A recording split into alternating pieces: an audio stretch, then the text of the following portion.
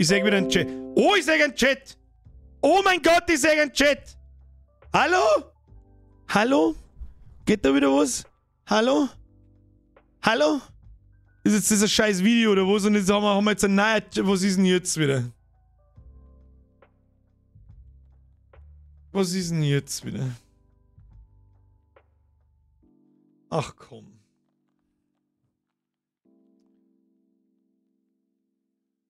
Was ist denn das? Was ist denn... Was... Oh mein Gott. Oh Gott. So, bis sie da jetzt gleich wieder einer für... Oh mein Gott. Im Ernst jetzt... Test, hallo, Mike, check, hallo. Da waren 30 Tabs zu viel offen im Hintergrund, da war kein einziger Tab im Hintergrund offen, das ist ja das Lustige. Wir finden jetzt den Stream wieder, mein Gott, jetzt geht wieder alles am Bach. Mein Gott, wie es mich auffuckt. Hey, falls irgendjemand gerade in den Stream einer findet, das ist der falsche Chat, es ist alles kaputt. Mein Gott, wie es mich anfuckt. Diese Drecks-YouTube-Scheißbehinderung, Stream verlassen. Ja, natürlich Stream verlassen. Was soll, was? Hä? Ach komm. Machen wir mal so. Und lassen wir mal das Ding wieder auf. Vielleicht findet es noch mal jemand. Schauen wir mal. Chill die Kniescheibe. What the fuck is this? I don't get it. Mikey Birger, du Depp, der Stream ist hier. Ja, Mikey, das weiß ich selber. Herzlichen Glückwunsch. Musst du den neuen suchen, das hilft eh nicht. Was soll ich machen? Achtung, machen wir so. So. Hat da eigentlich schon mal wieder irgendeine Beine gefunden jetzt? Wahrscheinlich nicht. Machen wir so. Leute, ihr braucht es mir nicht anschreiben. Dass der Stream nicht geht. Ich weiß es. Okay? Ist okay. Ich weiß es. So, drücken wir mal Steuerung F5. Das ist schon mal Anfang. Haben wir wieder einen Chat? Warum haben wir da keinen Chat? Oh, aktuell ein Zuschauer. Toll. Richtig stark. Super. Tja, was sollen wir jetzt machen? Ach, der ist auf Privat. Machen wir so. Ja, ob jetzt da nochmal jemals leider einer finden, ich glaube es nicht. Wir werden sehen. Bis dahin kopiere ich mal mit die Beschreibungstexte aus. Weißt du selber süß. Lalilu. Du haben wir alle Zeit der Welt.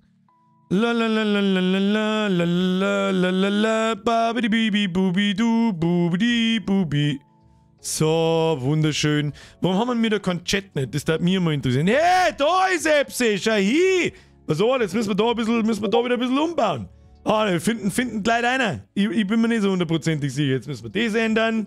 Machen wir so. Okay. Haben wir einen Chat herin, den neuen. Wunderbar.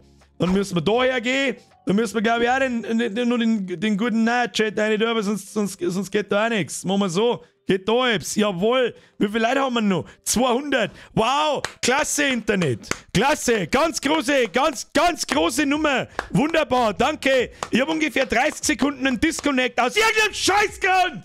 Keine Ahnung wieso.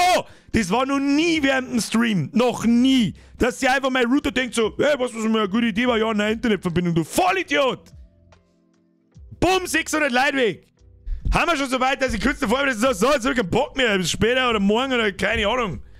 Was war gerade los? Internet war weg. Birger ist wieder live. Oh, Herr Dampfler, merci dir. Ich wollte es gerade selber reinposten. Kruzifix, da kriege ich schon wieder das Kotzen, Alter. Volle Kanone das Kotzen.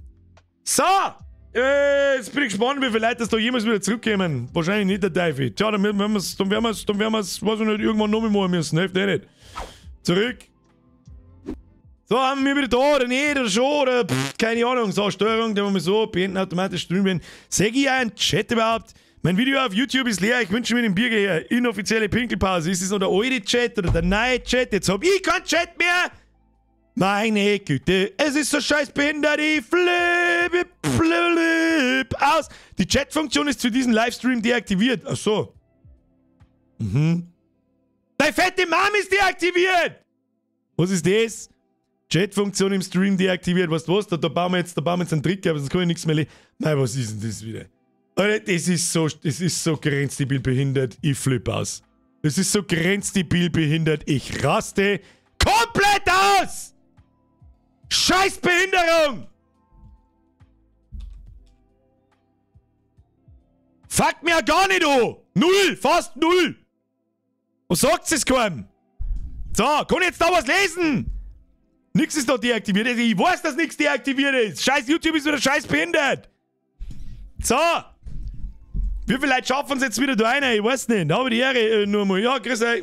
Timmy Boy. Hast du das Internet nicht gezahlt? Nein. Warum? Den Strom bitte auch nicht. So. Tu doch nicht so zwider jetzt. Ja, Mann, ich möchte die singen. Hey, es sind gerade 1000 Leute im Stream. Ich weiß, was eine gute Idee war. Ja, keine Ahnung, das Internet ist weg. Hey, ich habe ein Geschäft aufgemacht, es sind gerade 20 Kundschaften drin, aber ja, weißt du, was eine gute Idee war? Ja, hol mal Security und wirf's alle aussehen. Du Behinderte!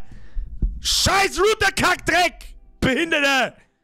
Gelegt, da geht's ein einziges Mal aufs Scheiden und Knädel und dann das. Ja, ich hoffe, Leute, die werden schon wieder einer finden. Keine Ahnung, leg mir am Arsch. So, weiter, Dingsbums Bridge waren wir. So schaut's aus. Weiter. Was ist das? Ach, das ist das Full House Haus. Jetzt. Das kennen auch bloß die Alten. Haben wir wieder alle da? Haben wir wieder alle da? Ich hoff's. 400 Leute weg, aber so wurscht. Der Friedel, warum Werbung? Was denn gemeint? Was ist die Scheiße da umsonst mal, oder was? Weiß ich nicht. Kauft der Premium, kauft den Adblocker. Was ist du jetzt, Friedel? Ja, jetzt haben wir das Grundlevel des Hasses. Ist jetzt von da nach da.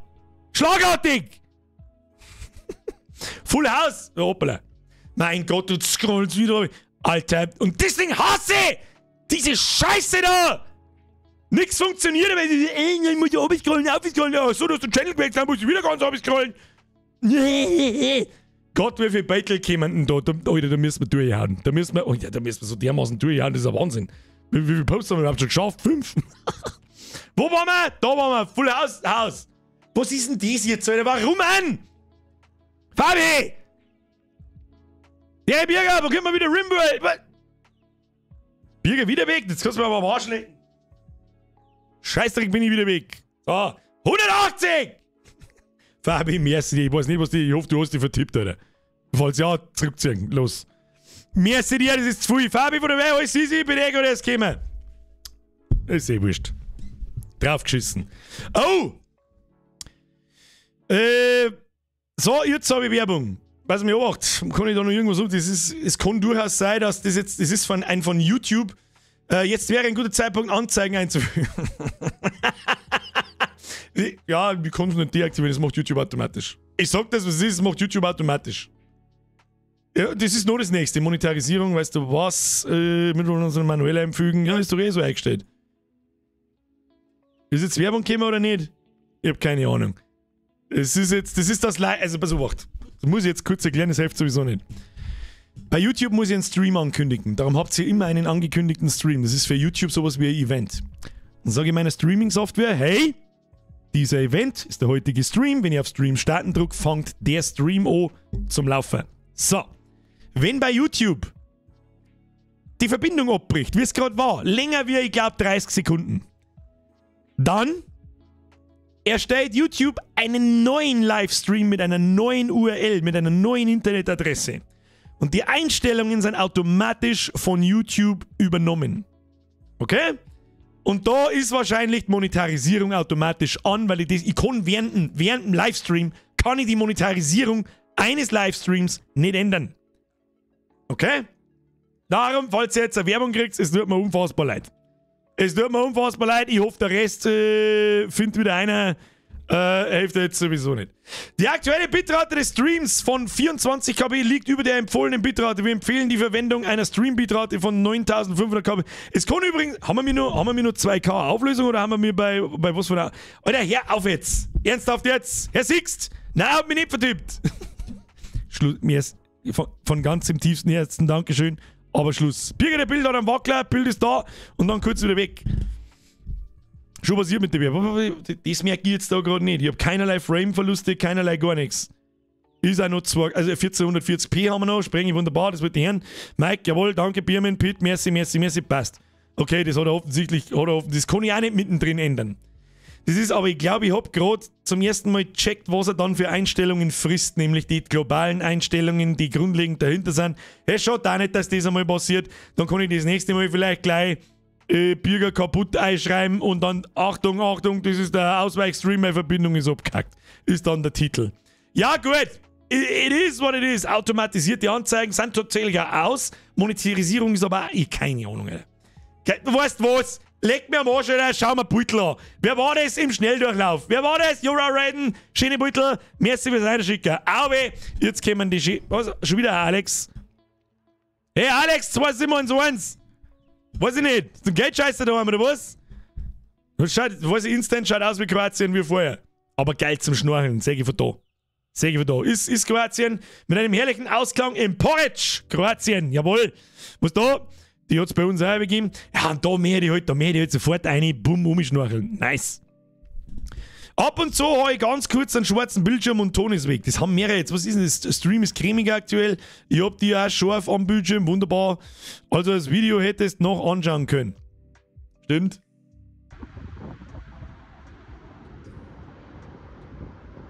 Ist dieser Alcatraz? Nein, ist es nicht. Das ist San Francisco. Und ich wusste, dass das so ausschauen kann. Oder ist das wo ganz woanders in die USA? Okay, das ist links von der Brücke. Okay. Hab ich nicht gewusst, dass das so ausschaut, weil ich soll ich wissen, da war ich noch nicht. Was ist das da? Sind das zusammengeschnittene Bäume oder ist das Kunst? Kann das weg? Sehr schön! Dennoch 5. So, Alex, Schnelldurchlauf. Fox McCloud, merci dir. Tut's dem Chef was Gutes und klickt's auf den Like-Button. Ja, und gibt's ihm vor allem nur mit 5 Euro für das, dass er jetzt blöd ist, sehr anständige Internetverbindung daher zum Scheißen. Alles schön. Alles. Aber es schaut fast ganz genauso aus wie die anderen Beutel, wo wir vorher schon in Kroatien gesehen haben. Du, das Beutel ist schief. Ja, war ich sofort drin, so wie das ist. War ich sofort auf der Stelle drin, vor allem weil da überall so Felsen-Dinger sind. Haben da hinten, sehe ich da nicht ernst Schnorchelaufen bei den Leuten, die da im Wasser sind? Dann sofort abschnorcheln. Warum kein Action-Cam? Warum kein Unterwasser-Video? Alex, Abzüge in der B-Note. Dennoch aber ein goldener. So, dann haben wir ein Fotograffiti. Norwegen fährt nach Haugesund mit der Stadtkapelle Höttingen. War mega geil. Ich lese jetzt nicht vor, was das sonst ist, sonst brauchen wir noch länger. Das, meine Damen und Herren, ist der Eiffelturm. Der steht in Dänemark. Und ist aus Stein. Was ist denn? Warte. So mal, vielleicht kann ich noch ein bisschen durchlesen dann. Denkmal, Haraldshaugen, König von Norwegen. Aha, ist der da drunter begraben? Weiß man das? Haben die Wikinger nicht früher für Könige so richtig große Haufen errichtet so und am Schluss so wie bei und die Ägypter haben es dann übertrieben so über den größten Haufen da gewungen. Der Franz sagt, schnorchelst du mit der Brille oder unter Tauerbrille? Du, ich hab eine Tauerbrille, da habe ich Glasl auswechseln lassen mit Sehstärke. So sehe ich nicht. 16 Farbe, hörst jetzt auf Schluss aus, Pfui. Schluss aus, Pfui. Okay? Schluss, Pfui. Bussi aufs Nussi. Aber schön. Aber da glaube ich, habe ich erst auf ZDF Info habe ich irgendwann eine Dokumentation über das gesehen, deswegen glaube ich, weiß ich das, dass das so bei den Norwegern, bei den Wikingern etc. war das so, dass man Könige so begraben hat unter so einem riesen Hügel und ein Monument drauf. Ein sogenanntes Hügelgrab, richtig. Nicht ein Hünengrab, sondern ein Hügelgrab, oder? Was sei nicht. Was das erinnert mich sofort an den Film. Ja, ich weiß wieder. Ja, fuck, ich weiß gar nicht, wie der heißt, aber es erinnert mich sofort an den Film. Total absurde Scheiße. Geht's auch in Skandinavien drum und am Schluss verrecken sie alle und Ding und fuck, fällt mir gerade nicht ein. Aber ich weiß nicht so hundertprozentig, was man das sagen soll. Jetzt muss ich nur mehr ausklicken und zum Lesen. Kirche Norheim bei Haugesund, okay. Ja, mit Kirchen habe ich es jetzt nicht so. Da gibt's ein schönes. Da habe ich erst vor kurzem ein schönes Video gesehen. Nein, nicht Beowulf, auch nicht Valhalla. Eine total abtrade Scheiße. Midsommar. Mr. DM, merci dir. Die 5 Schweizer Franken investiere in ein nice Kabel. Schönes Kurzvideo gesehen. Da schneidest jetzt den Typen da. Ich kann es leider nicht größer machen, den Typen da. Der gerade beim Kacken sitzt, so soll es da ausschauen. Den schneidest du jetzt aus und schreibst drüber Instagram. Und dann tust du das Beutel drunter Reality. Gerade, dass nicht da noch eine Reihe steht und da vorne noch eine Reihe steht und so weiter. Das ist aber gut. Wo möchtest du noch hin? Im Zeitalter des Internets und des Instagrams kriegst du sicher Dinger da nie wieder irgendwo zu sehen, wo fast keine Leute sind. Schade, ein wenig. Weiter geht's. Das typische, ich sitze ja am Bergrandbild, jawohl, stabil, auch mit einem Wanderrucksack, das müsste, ja, jetzt bin ich so lange im Game, aber ich kann's, ist ein Deuter, das neue Deuter-Logo ist das nicht, oder? Ist ein McKinley. Ja, ich sehe es nicht gescheit, das ist bloß so ein weißes Dreieck, was ich erkennen kann. Sehe ich nicht, aber gute Wahl, bei langen Reisen ist der Bauchgurt wichtig. Das ist alles, was ich in den letzten 2 Folgen gelernt habe. Ansonsten schön. Aber es wieder hätte besser sein können, sagst du es. Sagst du selber, Alex. Was haben wir da noch? Das schaut aus, was war das 4.? Ich mit Aussicht in den Fjord und das da ist Bergen. Wie üblich, regnerisch. Gut, stimmt. Halt, stopp, ich vergaß, wir sind in Norwegen. Gerade hatte ich auch einen kurzen Aussetzer. Schon wieder Werbung, Kruzifix.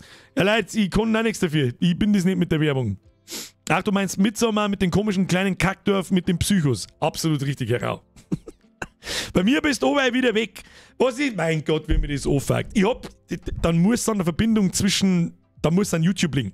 Ich hab keinerlei Verbindungsabbrüche mehr, nix. Mehr OBS, da hat man das angezogen, ich sag nix. Aussetzer werden länger, nur kurz schwarz bei mir. Es ist so behindert, Alter. Ich flippe aus. Ich fange jetzt nicht noch mehr einen neuen Streamer. Bild 3 ist krass wegen Info. Bild 3, Preikestole, naturelle Bergplattform, die 604 Meter in die Tiefe geht. Das ist das Ding nochmal. Bei mir tut's, Bergelplattform, bei mir ist alles in Ordnung, Browser mal neu starten. Bei mir ist alles bestens. Macht's einmal YouTube zu, macht's einen Browser zu, wenn ihr am PC schaut, macht's einmal die App zu am Handy, macht's es wieder auf. Ich kann mir jetzt ehrlich gesagt auch nicht ganz erklären, warum jetzt da irgendwas nicht gehen soll. Mr. Alex, schöner Beitrag, nächster. Schon wieder der Raiden, die überspringe ich jetzt. Erstens, weil es mehrere wie 5 Battle sind. Das Einzige, was ich schnell herzeige, ist, wo warst? Wo warst? Hamburg. Hotel ist geil. Kannst du sagen, was du möchtest. Da mich interessiert, was es kostet für in der Woche oder keine Ahnung. Schönes Hotel. Und solange kann ich Battle, außerdem, solange da kann ich Battle von dem. Oh, ist das ein Miniaturwunderland? Nein. Ist das ein Miniaturwunderland? Das ist auch so ein Zielgebäude? Weiß ich nicht. Glaub, bei YouTube stimmt was nicht, kommt per PC gar nicht rein, nur per Handy. Die immer schwarze Bilder haben, Auflösung ändern, seitdem läuft das butterweich bei mir. Okay. Dreckswerbung. Ja, es tut mir leid, ich kann es nicht ausschalten. Das ist dem Verbindungsabbruch geschuldet. Das tut mir wirklich leid. So, ab jetzt wird übersprungen, wer in 5 Battle drin hat. Firefighter, dieses Jahr auf der Insel Kos in Griechenland. Griechenland, beste Leben, Alter. Danke für den Tipp, Bürger mit Krieg. Ha, maximal Influence, schau dir noch. Ja gut, das ist nicht meine Kappe, aber das kenne ich. Das kenne ich irgendwie. Wenn das nicht der Chamäleon ist, dann muss es sein. Auf Kos! Schaut ganz stabil aus. Ein typisches griechisches Hotel. Molto bene. Und ein typisches griechisches Gericht, das müsste der Bifteki sein. Ob ein Schafskäse drin ist oder nicht, das weiß ich nicht. Standardmäßig ist der, glaube ich, nicht drin. Mit Pommes und einem Reis, was mir ein bisschen wundert ist. Griechen machen normalerweise immer mit dem Reis machen sie Tomatensauce sein. Aber ich bin mir 100% sicher, dass das war. Hätte jetzt auch Bock, sag ich dir, was ist. Was haben wir da? Da ist stabil unterwegs am Berg um. Jetzt wollte ich gerade sagen, so ein Golfschläger dahinter. Was ist denn das? Der Selfie-Stick! Achtung, der Mike hat einen guten Tipp. Stellt einmal eine Verbindung. Also, was sage ich, Verbindung? Nicht, also eine Qualität beim Zahnradl. Nicht auf 1440p, sondern auf automatisch. Und wenn jetzt nochmal jemand fragt, nachdem ich jetzt ungefähr 28 Mal erklärt habe, warum da eine Werbung kommt, dann muss ich wirklich an die geistige Leistungskraft der Menschheit zweifeln. Die einen kennen nicht bis auf 15, die anderen kennen nicht. Ist eh wurscht. Was erwartet ihr denn? Herr Pudding! Hätte ich das gewusst, hätte ich da am Monatsanfang mein Lehrgeld zurückkommen lassen, dann hätte es der Glaswasser legen lassen können. Weiß ich nicht, was verdienst du im Lehrgeld? 40.000? Das ist, glaube ich, weniger. Alter Pudding, merci dir. Aber sonst, typische griechische Insel, wunderschön. Mehr sofort wieder hin. Was da los? Da! Ich sag in deiner Brühe genau deinen Arm. Wo ist der Selfie-Stick? Wo ist der Selfie-Stick, Firefighter? Wo ist er? Aber auch interessant, wirklich auf Kos schauen, auch Berg und Ding schaut eins zu. Und du hast mir jetzt gesagt, du bist auf Kreta, schaut ganz genau so aus. Und, das Wasser ist geil. Das Wasser ist geil. Ist da Kiesstrand in Kos? Gibt's in Kos? Da ist der Herr, ich nenne jetzt nicht den echten Namen. Ich sehe schon, das war im Vulkan. Das ist im Vulkan drin. Gibt's auf Kos Sandstrände? Das schaut mir jetzt da nicht mehr so, muss ich sagen. Da ist das Wasser schon krass klar. Das gibt's in Kreta auch, so ist das nicht. Aber so habe ich es sehr selten in Kreta, so türkis. Servus, bin nur zum Servus schnell da. Das Thema heute drückt mich persönlich nicht. Naja. Hilft einen? Habe ich dir jetzt zurück? Des Bauerns Prada. Ja, natürlich. Wenig, okay. Oder Only Strauß. Was Strauß? Was Only Strauß? Weiß ich nicht. Stabil! Griechenland kriegt von mir automatisch erstmal die griechische Flagge natürlich gleich noch hinten neu gedruckt. Wunderbar. Was haben wir da? Der Pat schreibt: Erster Urlaub an der Nordsee mit Wattwandern, Halleck-Besuche und alles, was dazugehört. Das Kitesurfen war ich nicht, das ist meine bessere Hälfte. Aha, da schon hin. Du hast wenigstens, muss ich selber Frage stellen, du hast wenigstens nicht zipfen dürfen. Also, ich kann es ja verstehen so. Das ist schön da. Schaut fast aus wie ein Windows-Wallpaper. Engelbert Strauß-Klamotten, peinlich. Ja, haben wir jetzt wieder so weit.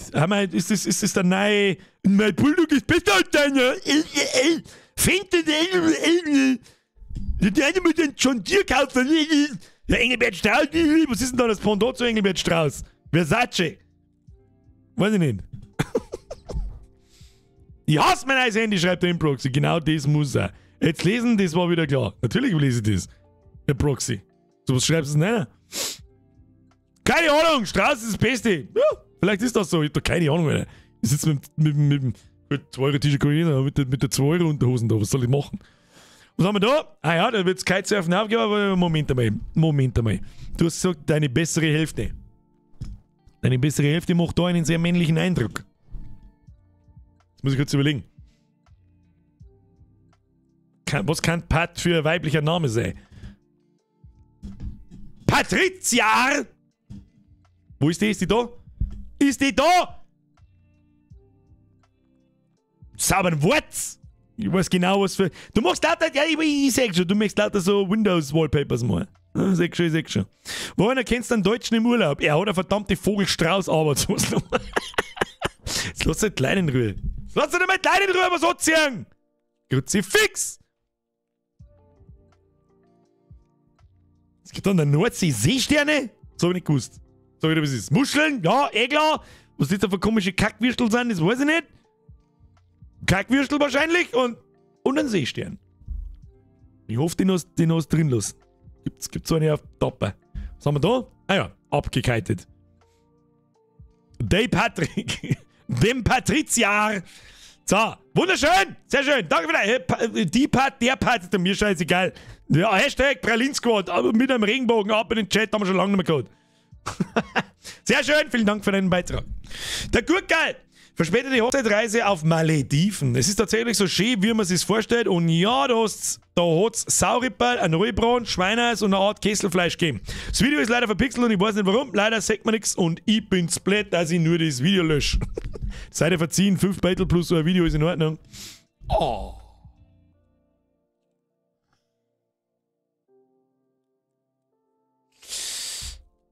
Ist das ein Battle für dir? Das schaut fast zu gut aus, um wahr zu sein, muss ich sagen. Gut, geil. Ich hoffe, du bist noch da. Deine ausrasten. So, das ist deine ausrasten. Deine freiwillig ausrasten, wenn ich eine wilde, echte, also nicht in einem Aquarium, wie es in Kreta zum Beispiel der Fall war, da habe ich auch nicht gesehen, eine wilde Schildkröte, die ist noch nicht mehr ausgewachsen, glaube ich, so wie es mich anschaut, ich darf komplett ausrasten. Aber hast du aber ganz schön nah dran. Hast du das geschreckt? Oder ich werde es wahrscheinlich auch gewohnt sein und die Touristenstrände. Krass. Malediven ist auch Next Level fürs Schnorcheln. Ja, das glaube ich. Da haben wir auch schon mal drüber nachgedacht. Dann habe ich gesehen, Alter, wie lange du da hinfliegst. Zweitens, was die Scheiße kostet, ist unfassbar. Das ist mir zu krass einfach. Sag ich dir, was ist. Und es gibt halt da nichts.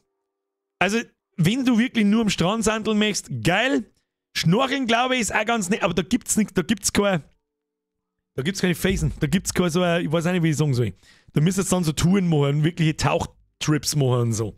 Natürlich, das ist jetzt natürlich ein bisschen blöd, wenn ich da gerade eine Schildkröte sehe, aber eventuell ist das ja, wie oft kommt das vor? Nicht Strand, Bar, ja natürlich, das ist mir ja auch schon klar, so wie das ist. Aber da kriege ich ein leichtes Zeit in der Hose. Was haben wir noch? Rochenbros! Sehr nice. Aber der ist ganz schön groß, hä? Der meine, der ist ein wenig größer wie den, wo ich gesehen habe. Ich kann jetzt nicht ganz abschätzen. Bist auch gescheit nah dran. Gescheit nah dran. Jetzt merkt man auch ganz krass, entweder hat der Heavy Flow Metal hat Ewigkeiten nach dem Ringbogen gesucht, oder du hast wirklich eine Werbung reingeschissen gekriegt und hängst jetzt wirklich 30 Sekunden nach. Das war das allerletzte. Nochmal, wenn Werbung kommt, das tut mir unfassbar leid. Ich kann nichts dafür. Es steht sogar dort, Monetarisierung ist aus. Ich hoffe, es passiert nicht nochmal. Es ist die Schildkröten aus Dragon Ball. Der Rochen kriegt sowieso auch. Oh, leck, und zwar, da wissen die nicht, wie ich reagieren darf. Sorry jetzt, es ist, da wissen die nicht, wie ich reagieren darf. Das sind mit Sicherheit zwei kleine Riffeier oder irgend sowas. Und da irgendwo zwischen die Pfosten, gut, da kann jetzt viel sein, das kann ein Steg sein, es gibt ja in den Malediven auch oft, habe ich gesehen, wie ich halt mal recherchiert habe, was sowas kostet, was es so gibt, deine Hotelzimmer auf so Ständen direkt über Meer, und wenn halt da unter deinem Bett sprichwörtlich Riffeier umeinander schwimmen, ist schon ein seltsames Gefühl. Und ich weiß halt nicht, was ich mir denken darf, wenn ich ins Meer gehe und da dann sich sehen. Ist jetzt auch schwierig zum Schätzen, wie groß das die sind. Die schauen relativ gleich groß aus. Der rechte ist, glaube ich, ein Stück größer. War das ein Meter? Nein. Ja, du bist da ziemlich weit weg. Die haben schon einen Meter, oder? Die tun nix. Ja, die deren wahrscheinlich an nix. Also das ist jetzt keine Ironie, Sarkasmus, sonst irgendein Scheiß. Die deren wahrscheinlich an nix. Aber trotzdem hast du dein Leben lang suggeriert gekriegt, schlecht. Hi, mit dieser Flosse und die typische Schwanzflossen hinten, schlecht, go away. Auch wenn es bloß ein Meter groß sind. Ich weiß ja nicht, wie ich mich verhalten darf, das müsste passieren. Wahrscheinlich wie beim Rochensepp auch 50-50. Die eine Hälfte mir so, walleck, Alter, ich rast aus. Die anderen die Hälfte so, okay, bye! Klingensepp! Was ist da los? Hab 3000 Mal ADAC-Leistung! Was, Spätschicht oder was ist da los? Geisterschicht! Herr Klinke, ich grüße zurück. Ich wünsche sichere Fahrt. Merci dir für deinen Resub. Oh, hab ich weggedruckt. Und ja, das habe ich auch gelesen. Die Malediven-Leute und so, die essen sehr viel Fleisch. Hauptsächlich Fleisch. Schweinefleisch, glaube ich, ist bei denen so das Ding. Und hast der dazu geschrieben, und ein Rohbraten. Sag ich, das schaut gut aus. Ja, diesmal nicht an Chicken Wings. Sauce schaut gut aus. Ja, ist das stabil. Haben alle in Sharknado gelernt. Da, der Klinkensepp schreibt Spätschicht. Ja, gut. Spätschicht ist nicht ganz. Wie lange dauert spät? Ich kann nicht mehr so lange dauern, ne? Wird schon. Das wird erst gefährlich. Der Appa schreibt, das wird erst gefährlich, wenn spannende Musik kommt. Dun, dun, dun, dun, dun, dun. Der Gürtel schreibt, da haben wir gewohnt und einmal am Tag hast du das beim Schnorcheln getroffen. Die Haie, da warten halt unter Wasserbettel auch noch geil gewinnen. Das ist etwas, so weit werden wir nicht mehr runtergekommen, das ist jetzt schon wieder 8:45. Wir haben sowieso nicht ansatzweise fertig. Schneller. Arbeitswag! Das hast du mit verpixelt gemeint, ja. Denke ich mir schon. Und da drauf habt's gewohnt. Ich verstehe. Ja, nochmal, guck mal, jetzt habe ich die gerade erst entdeckt im Chat, so wie groß waren die Dinge? Was? Du Hint! Wie groß waren die? Die zwei Krippen?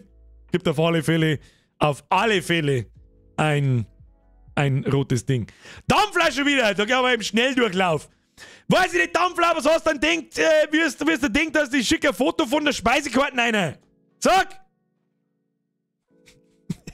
Weiter, was ist denn das? Mesh Gang. Wo warst du da überhaupt? Verlängertes Amsterdam, ach, in Kohlbach, bei den Holländer. Was haben wir da? Da ist die Überschwemmung drin. Junge! Was hast du wieder da? Bist du wieder zum Kiffen umgefahren? Sag, was das ist? Bier-Gondel neu kiffen. Oder? Oder? Sag, was das ist? Amsterdam war ich auch noch nie. Wollen die Städtereisen zahlen mir nicht. Der Gürkel schreibt, die, wo wir da jetzt gesehen haben, waren ungefähr 1 Meter, die größeren 2. Also bei 2 spätestens war ich weg, glaube ich. Da glaube ich, da ich nicht mehr überlegen. Bei 2 Meter große Haie im freien Meer, da ich. Tschüss dann. Der Dampfler ist schon wieder AFK. Mei. Ja, Amsterdam von oben. Und da gibt es halt Low Non-Alcoholic Beers. Aha. Also low und nicht alkoholisches. Kann ich nicht lesen. Ja. Wette reisen. Der Viva la Bavaria. Urlaub in Kroatien. Extra vorher noch Tauerbrünn, Schnorchel und Actioncam gekauft. Warum nicht über meinen Amazon-Link? Hat sich auch gelohnt, wie man sagt. Wie spricht man das aus? Rovini, keine Ahnung. Kann ich euch nur empfehlen und Calamari Fritti für die Figur darf man natürlich auch empfehlen. Das Calamari Fritti ist ein sauberes Bockerer-Menü. Das typische, hey, Schatz, ich bin im Urlaub-Selfie, das darf natürlich nicht fehlen, Herr Bavaria. Mit der Yacht hinten und so, da als weiß uns nicht. Da war es wieder, aber jetzt gerade nicht so geil, ne? Wo waren wir da? Rovini? Ach, das hat mir Bier geredet, da warten wir. Habe ich das noch verzeiht nach der Sommerpause? Wir haben in unserer beiden letzten Urlaubswoche, haben wir noch überlegt so, wow, Alter, es wieder bei uns ist nur beschissen, es pisst nur, was wir da könnten, fahren wir auf Kroatien. Und dann hat es gesagt, ja, schau mal, Rovinj, keine Ahnung, ist mir wurscht. Und deswegen, da habe ich genau das da auch gesehen, an den ich nenne es einfach mal Kiraturm, so Kiraturm ist oder nicht, weiß ich nicht. Und diese Stadt an der Küste erinnert mich noch. Da wollten wir dann hinfahren, was dann nicht gegangen ist, weil die Hunde nicht geimpft sind. Und wenn die im Zoll hängen bleiben, dann ist Achterbahn. Und es dauert mindestens 3 Wochen, bis das gültig ist, dass man über Grenzen darf ohne Stress. Aber schönes Bild. Ich glaube, ist auch. Das hat mich natürlich interessieren, die steht so, das ist kurz so, ja, krass, und es ist natürlich was anderes, als das auf einem Bildlot zum Schauen, da mal dort und sich das anschauen, einmal durchgehen vielleicht, dann in einem Café was trinken und das war's dann wieder, für mich so. Weiß auch nicht. Der Boris Spurt schreibt, es war so geil, hat sein müssen, eine der schönsten Städte, aber nicht zum Baden. Ja, kann ich jetzt natürlich nicht beurteilen, weil da natürlich sowieso nicht, das ist klar, da schaut jetzt gar nicht nach Baden aus, aber wer weiß, was ja da noch dumm ist. Irgendwo wird man da schon zum Baden kommen. Man erzählt, das ist ein schönes Foto übrigens, das mit einer sauberen Spiegelreflexkamera und ein bisschen Nachbearbeitet, dann war das ein richtig geiles Foto. Der Roller müsste halt noch weg. Dann war es ein richtig starkes Foto, sag ich dir jetzt, wie es ist. Und so stelle ich mir diese Altstadt halt vor. Das ist schon mal ganz nett, aber das da packe ich dann maximal 2-3 Stunden. Wir waren mal im Urlaub zum Beispiel in Agios Nikolaos. Das ist also eine volle Kanone überlaufene Stadt in Kreta. Und da war gerade ein Schlachtkreuzer, hätte ich jetzt fast gesagt. Ein Kreuzfahrtschiff angelegt und wenn wir dann nochmal gegoogelt haben, wie viele Leute auf so ein Kreuzfahrtschiff aufpassen, haben wir dann auch gewusst, warum es in der Stadt gerade so zugeht. Also es war völlig anormal. Und dann bin ich auch eine Stunde, ja, passt schon, kann ein bisschen standeln und Ding, aber dann mag ich wieder heim. Und wird dann richtig lästig, wenn die anderen da 5 Stunden umeinander gurken wollen. So, dann haben wir Calamari Fritti mit der Pommes. Ja, du hast aber schon eine schnabuliert, das sehe ich von da, so geht's mir nämlich auch. Weil so, ich fange ans Fressen an, dann fällt mir wieder kurz ein, so kannst du ein Foto fürs scheiß Disco machen, für den Foodschmerz, post nie was rein und dann mache ich aber ein Foto vom halb angefressenen Schlagkreuz ist aber auch geil, mag es, das ist richtig. Vom halb angefressenen Teller und tue dann wieder weiter. Was haben wir da? Oh! In Kroatien.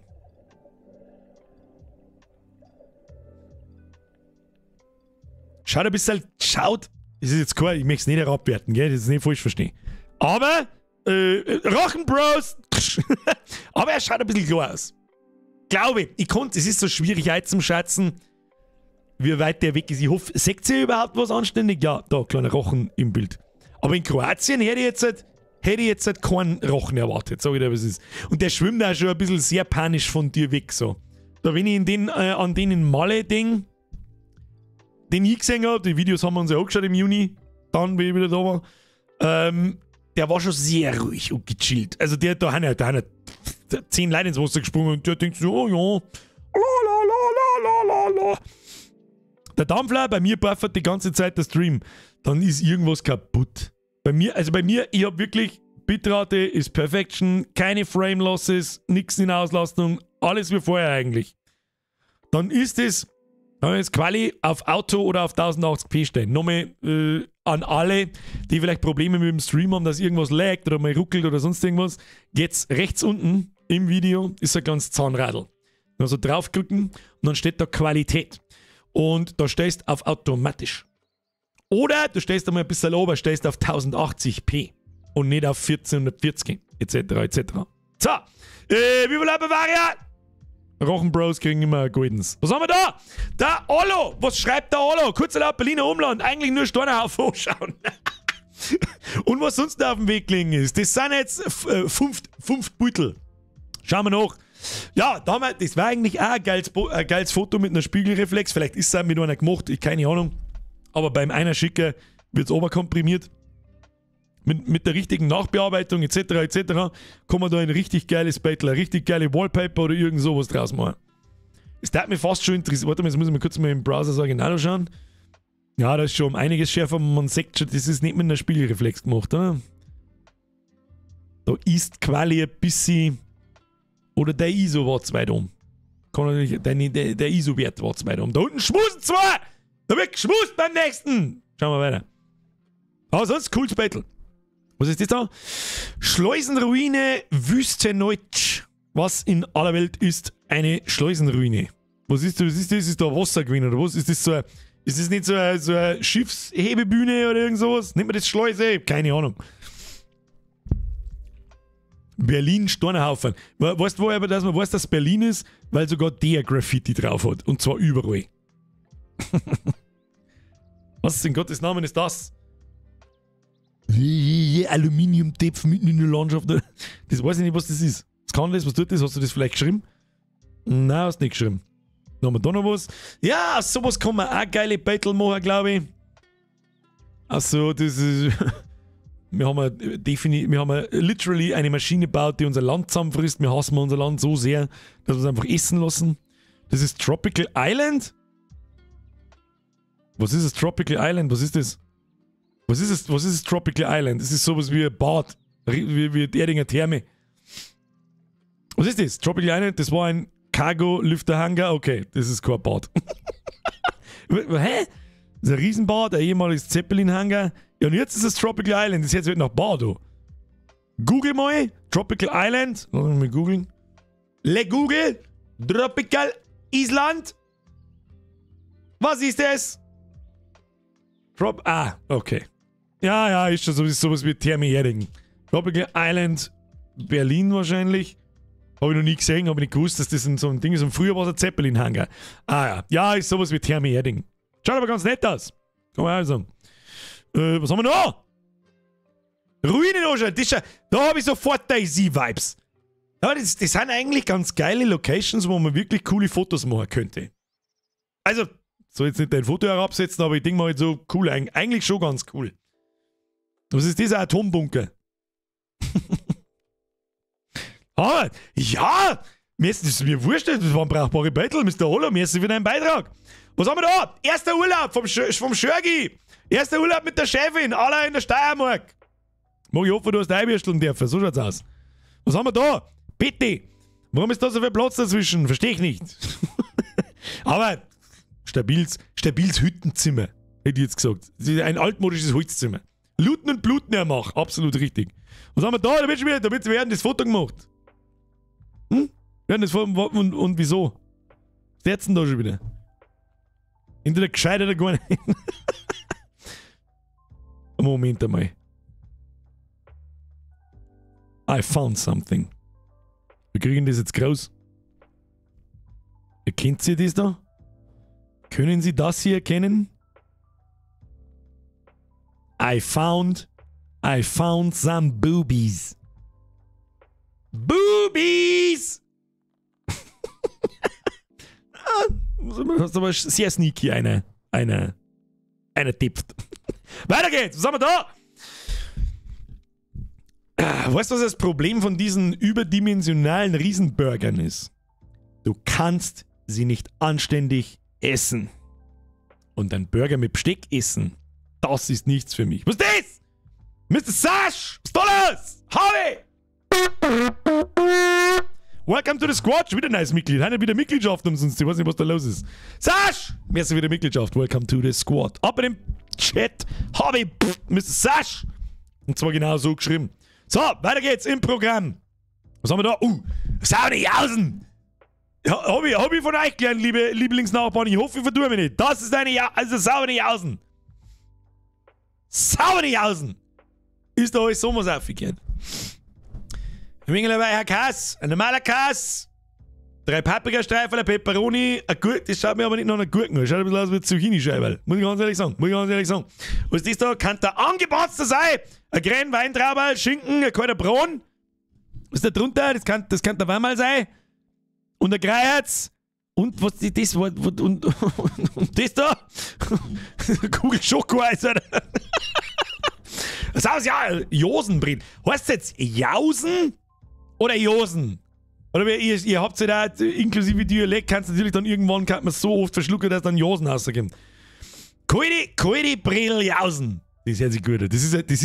Ich muss es so sagen, wie es ist. Da seid uns weit voraus. Bei uns ist es halt ein Brotzeitteller. Und dann muss ich sagen, ein Jausen hört sich einfach gut an. Es hört sich einfach gut an. Das ist wahrscheinlich auch, das ist ja überhaupt nicht das, was ist denn? Mir fällt's nicht ein. Das Runde ist, ja, Streichwurst, Sabrina habe ich jetzt nicht gemeint, das kann der Streichwurst sein, das ist absolut richtig übrigens. Oder ein Oberarzt, der glaube ich, ist auch nicht, weil ich den nicht in Kugelfeuer habe, obwohl ich kann schon sein, kann der Oberarzt, aber für das ist zu wenig orange und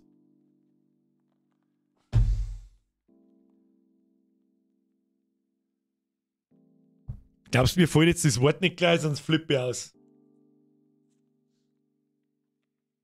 Ja, Schmolz zum Schmolzbrot machen! Kannst auch, für dieses Zwingweiß.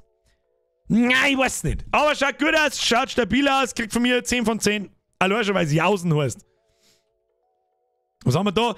Oh, Dinosaurier-Nackis.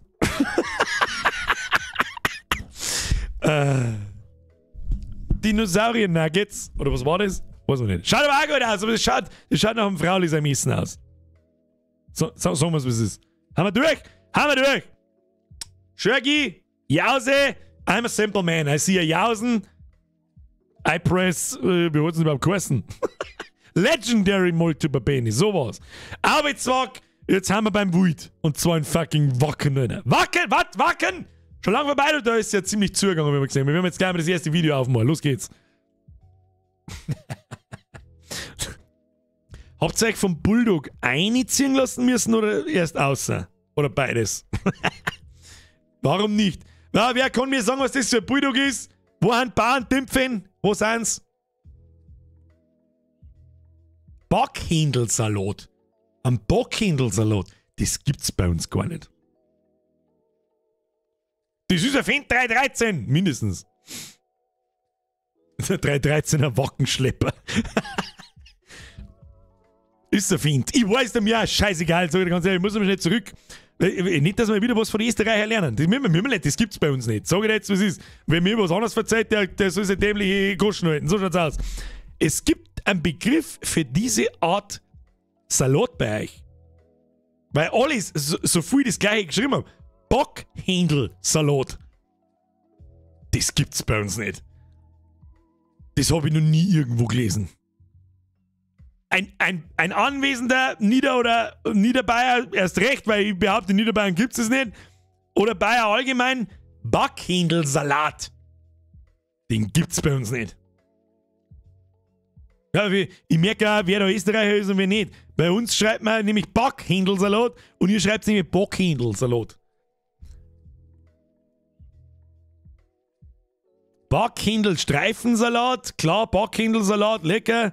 Passau, im Händelhaus gibt's das, ja, das ist wieder was anderes. Aber bei euch, das hat sich jetzt so den Eindruck vermittelt, als ist das bei euch Standard in jedem Wirtshaus.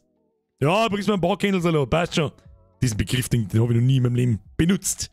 Den noch nicht gelesen irgendwo. Ja, Händelsalat ist wieder was anderes. Ihr habt's alle so richtig, mehrere Leute haben sofort mehrere Sachen untereinander geschrieben, aber immer Bockhändelsalat. Da hab ich mir gedacht so, ja, ich sag Salat mit Chicken McNuggets. Das ist ich sagen. Schaut gut aus. So, back zum Wut, back zu Backen. Das schaut nach einem riesengroßen Spaß aus. So, weil wir schon wieder bei den Biffen sind, ihr wisst, was das für Bulldog war, was ist das für Arbeitshosen und was ist das da hinten für ein Bauwagen und was ist das für Dixie-Klo-Marken.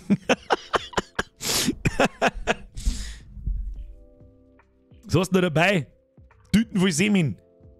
Tja, da hätte ich mal die Schuhe ausgezogen, mein Freund. Ist das kleine, eigentlich die Hosen mit dem kleinen roten Viereck drauf, an die Engelbert Strauß-Hosen? Was ist denn da wieder das Problem? Ist da der Pöbel wieder neidisch drauf, weil man diese 200-Euro-Hosen nicht leisten kann und deswegen muss man es absagen, oder wie läuft das? Ich bin kein Handwerker nicht, ich hab keine Ahnung. Ich brauche keine Engelbert Strauß-Hosen. Ich hab auch keine. Wozu? Ist das so? Ist es so der Grund so? Wenn sie es nicht leisten kann, sagt dann Engelbert Strauß ist was für Klappspaten, hast du keine Ahnung? Ich glaube, denen hat es die Schuhe automatisch, also ich glaube ja. Ich glaube, vielleicht ist das der ganze braune Batz da, ist, ja, seine Schuhe kann er sein. Das sind Überseekontainer, was habt's denn das für Dixies? Ich will bloß schauen, ob es aufpasst. Was ist nicht gesagt, dass das Überseekontainer sind? Dixies sind im Übrigen blau. Ja, ahnungslosen! 5 Euro Liedenlosen, beste. Die klang für mich auch übrig. Für die 2 Lecher im Jahr, die ich in den Winter habe. So, weiter! Ja, also ich war durchgedreht. So wieder. Früher hätte ich es gefeiert ohne Hände, hätte ich wahrscheinlich sofort ausgezogen bis auf die Unterhosen und war in Kletten eingesprungen. Aber jetzt in diesem Alter und so weiter hätte ich gesagt, Alter, fuck you. Oh Gott, wieso bin ich da hergekommen? I wanna die. Der Max schreibt, Engelbert ist das Prater für Dorfkinder. Das ist richtig. Und wenn die scheiß Drecksstadt Preisen Bitches außerfinden daten, was das gewohnt Geld kostet, dann dauert es 2 Sekunden und sie hat unseren Schwanz im Maul. Ende des Gesprächs. Tschüss. Vor allem bequem und viele Taschen. Ja? Und warten nur bis sie rausfinden, was der Fendt kostet. Dann hast du so schnell einen kleinen Kevin am Sack und sie in der Jogginghose und so schnell kannst du überhaupt gar nicht schauen. Dann hockst du da.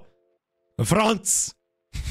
Mit seinen Engelbert Strauß-Hosen in seinem Fendt und denkt sich, Kruzifix. Die scheiß Chantal. Scharf, aber dumm wie Scheiße. Ich rascht aus. Jetzt kann ich mal den kleinen Hurensohn an den... Ja, okay, nehmen wir weiter. Was haben wir noch? Ja, Lettenbeutel, wer hätte es gedacht? Letten, 5 Beutel von Letten. Nice. Du meinst, du bist zu alt? Mein Vater ist 63 und fährt jedes Jahr auf Wagen. Ja. Vielleicht bin ich körperlich aber 87. Was soll ich machen? Was soll ich machen? Lustig finde ich ja, dass mir OBS immer noch sagt, ich bin seit 1 Stunde und 36 live. Das stimmt überhaupt nicht, OBS. Du lügst mir an. Was haben wir noch?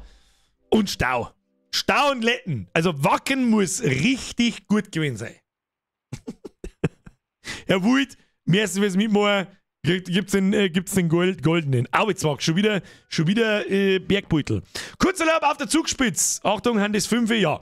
Kurzerlaub auf der Zugspitze. Die heißen Tag ist zwar angenehm von der Lufttemperatur, aber Sonne hat mich dann natürlich komplett angeschissen. Sonnencreme ist von Vorteil da drum. Das ist absolut richtig. Ich war zwar im Sommer noch nicht so weit oben, aber im Winter und da ist genau das Gleiche. Schöne Aussicht. Von der Zugspitze. Habe ich mir auch schon lange nicht mehr angeschaut. Sag ich dir, was ist. Ich war noch nie dort, aber ja. Nächster. Ist das Zugspitzengipfel? Kann man wieder so mal. Kann man jetzt da, der offensichtlich wieder beim Scheißen sitzt, ausschneiden so. Mit View nach unten so. Drüber schreiben Instagram. Und dann, da schreiben wir drüber Reality. Und wer weiß, wie viele Leute das da noch oben sind, wenn es da hinten weitergeht. Und ich weiß ja nicht, wie schmal das ist. Aber dennoch, natürlich muss man fotografieren. Ist ja klar, wenn man da oben ist, muss man fotografieren. Ist ja klar. Ist ja klar. Das ist auch, was wir auch in die großen Gondeln und so weiter, da tue ich mir schon ein bisschen in die Hosen einfladern. Ne? Wenn ich dann sehe, und welche dünner, geschissener Scheißseil das da droh hängt. Weiter. So, alle, die ab jetzt kommen, müssen verzeihen. Wir müssen ein bisschen schneller machen. Es ist nämlich einfach 21:38 Uhr. Ich kotze gleich. Das schaut ein bisschen bearbeitet aus, muss ich sagen. Warum auch immer. Aber es dürfte ähnlich. Ja, genau. Das ist nochmal der See da unten. Was auch immer das für See ist, weiß ich nicht. Was für See ist an der Zugspitze, ich weiß es nicht. Was haben wir noch? Was ist das? Afghanistan. Oh Gott, schnell das weg. Was haben wir noch? Achtung, schauen wir uns das Video. Ja. Schön gefilmt. Immer schön hochkant filmen. Das ist das Wichtigste. So. Ich gebe euch jetzt was. Ich gebe euch jetzt einen Tipp. Bitte. Bitte. Filmt halt da quer. Bitte. Kannst viel ruhiger. Da kriegst du alles, was du da gefilmt hast. Kriegst dann, ohne dass du schwenken musst, hin. Ich verstehe das aber nicht so. Ich verstehe es nicht. Ich mag's ja auch manchmal, weil dann 2 bin jetzt dumm. Ich bin so faul, ich drehe nicht mal das Handy beim Filmen. Das ist die einzige Ausrede, die ich gelten lasse. Aber ansonsten, stabil. Zugspitze, kriegt von mir den Daumen nach oben. Schon wieder Städte-Scheiße. Ich mag Schnorchelvideos. Städtetrip, Prag 2019, bei schönstem Wetter mit Museumsbesuch. Oh, warte mal, muss ich kurz überlegen. 2019 kann der in Prag gewesen sein. Der Quer ist nicht Instagram-tauglich. Doch, ist schon. Interessiert keine Sau. So nicht dir ein Handy dran. Du brauchst doch jetzt mir nicht verzeihen, dass du das Video hochkant gefilmt hast. Also, ja, verzeiht's mir sowieso nicht. Wer war's denn? Der Paul und sein Gaul. Entschuldigung. Das filmst du nicht hochkant, weil du das für TikTok oder Insta filmst. Sagst du, es ist. Oder mach ich dann einfach. Ich hab auch voll den geilen Pro-Tipp. Pass auf. Du nimmst dein Handy so. Drückst den Knopf. Wie lange hat das Video gedauert? 7 Sekunden. Hey, du, wenn ich schon mal auf der Zugspitze bin, dann mache ich eins hochkant. Für Insta etc. Und dann mach ich so. Und drück den Knopf nochmal für 7 Sekunden und mach der quer uns für Leute, die ich mag. Verstehen Sie? War möglich. Ist eine Option. Muss man wissen, passiert die Besten. Der Paul und sein Geil schreit dafür Billitzblade. Ja, gut. Das lasse ich auch geil. Ist ehrlich? Hätte ich wahrscheinlich auch gesagt. So, oder was? In Prag gewesen, ein wenig Crystal Met. Schauen wir uns Prag an. Da war ich 2019, glaube ich, auch. Wann war ich da? Ich glaube, so im Juni. Mai, Juni, irgend sowas, weiß ich nicht mehr. Junggesellenabschied. Bin ich froh, dass ich mich mit heimgebracht habe, Alter. Ja, Prag ist eine schöne Stadt, sagen es immer wieder. Ich sage es ist, ich weiß es nicht mehr, ich war randvoll. Bis oben hin. Es ist wieder dasselbe. Es ist unfassbar beeindruckend, dass man in der Lage ist, sowas handwerklich herzustellen. Jetzt schauen wir halt eine Minute noch, wenn überhaupt. So, und jetzt gehen wir zum KFC.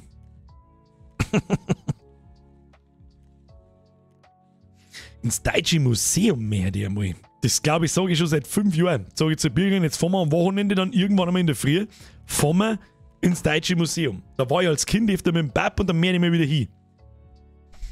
Da ist anders. Das ist die Real-Life-Reizüberflutung. Komm jetzt drauf, weil ich halt das da sehe. Schaut so ein bisschen nach dem Museum aus. Das ist die Real-Life-Reizüberflutung, die anderen Leute nur von TikTok und Shorts kriegen. Da gehst du durch und du sagst die ganze Zeit das und dann kannst du Knopf drücken und was ausprobieren und dann gehst du ins Salzbergwerk runter und ins Kohlebergwerk runter und es schaut zwar nicht gleich aus, aber egal, geil, Knopf. Und dann passiert irgendwas und so, da mehr jetzt hin. Geh hier, aber plan viel Zeit. Ja, das ist mir schon klar. Das ist mir schon, da gibt's ja so, das ist ja so unfassbar riesig, das ist ein Wahnsinn. Das letzte Mal war ich, glaube ich, Mitte der 2000er irgendwann in meiner Ausbildung mit der Schule und da haben wir uns die ersten Druckmaschinen für den Bücherdruck und so einen Scheiß angeschaut. Und allein die Abteilung für dieses Nischenthema ist so riesengroß, Alter. Was? Bergwerk ist weg? Was? Bergwerk weg? Wieso ist Bergwerk weg? Ah! Das Bergwerk gibt's, warum nicht? Also wegen dem Umbau ist es nur geschlossen? Ist es nur geschlossen, weil gerade umgebaut wird, oder? Ja gut, dann fahr ich halt so schnell nicht. Wenn das Bergwerk nicht offen ist, dann gehe ich nicht rein. Aber, lustige Knarre, mit der da hinten, mit der kleinen abgesabbelten, goldenen kurzen mehr hätte ich gerne auf diese Rüstung schießen und schauen, was passiert. Oder nein, noch viel lustiger auf... Lilliput hat da reingesteckt und dann mit der fetten Knarre da hinten. Und geschaut, was passiert. Okay, bye! Was haben wir da noch? Wer immer das ist? Wer ist das? Der Papst? Keine Ahnung. Wer ist das? Ich weiß es nicht. Der goldene ist ein Granatwerfer. Ja, so wurscht. Das ist eine Rüstung für 1000 Jahre alte Aliens. Das ist übrigens auch debunked worden. Das mit den Mexiko-Aliens. Ich hab nachhinein denke immer wieder, Alter, wer diese Alien-Figuren gesehen hat, die was da hergezeigt haben. Was habe ich mir immer wieder gedacht dabei? Ich meine, schau so. Schau so. Der Sound Nepomuk. Im Ernst jetzt? Keine Ahnung, Alter. Auf alle Fälle hat er mit Sicherheit, nein, der hat ein Kreuz in der Hand, kein Bier. Nein, das mag ich nicht sehen.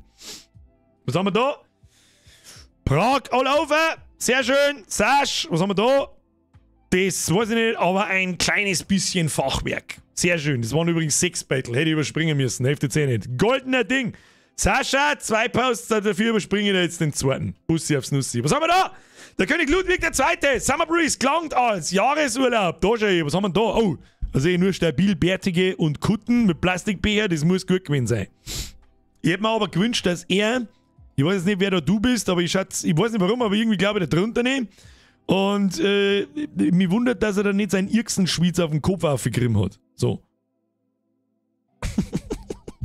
Ich hätte es gemacht, sag ich dir, wie es ist. Weiter geht's. Miezi. Und 2 Weiber, die haben irgendwie eine komische Dosen Bier hier halten. Was ist das da? Das sind Adidas Milka-Schuhe oder was? Weißt du, was ich sag, sind? Ist ein Zylinder. Schnell schön weg. Schöne Grüße. Was haben wir da? Was später geht? Ja, ich sag schon, ihr habt richtig Bock auf die Band. Alan! Nein, stopp, müssen wir nochmal zurück da. Mit dem Zylinder. Alan.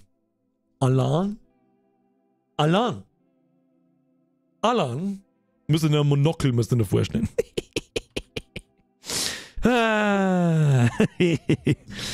Langt's oder die kasige Menschen? Metalfest. Wie es halt nun mal ist, das ist dieser Epica. Playing next on Mainstage. Ich kenne Epica nicht mal. Aber es klingt epic. Da, Jay. Wie ich es gerade gesagt habe. Langt's oder die kasige Menschen. Und dann sitzt sie da im Ecken. Es tut mir so leid. Es tut mir wirklich. Ja, weiß ja jeder, wie es gemeint ist. Und ich hoffe, die sagt das nicht, das ist mir wurscht. Alter, die ist so krass kasig. Das ist ein Wahnsinn. Die muss ja verbrennen, wenn es rausgeht. Die, wenn es rausgeht, fängt's das brennen an. Wenn's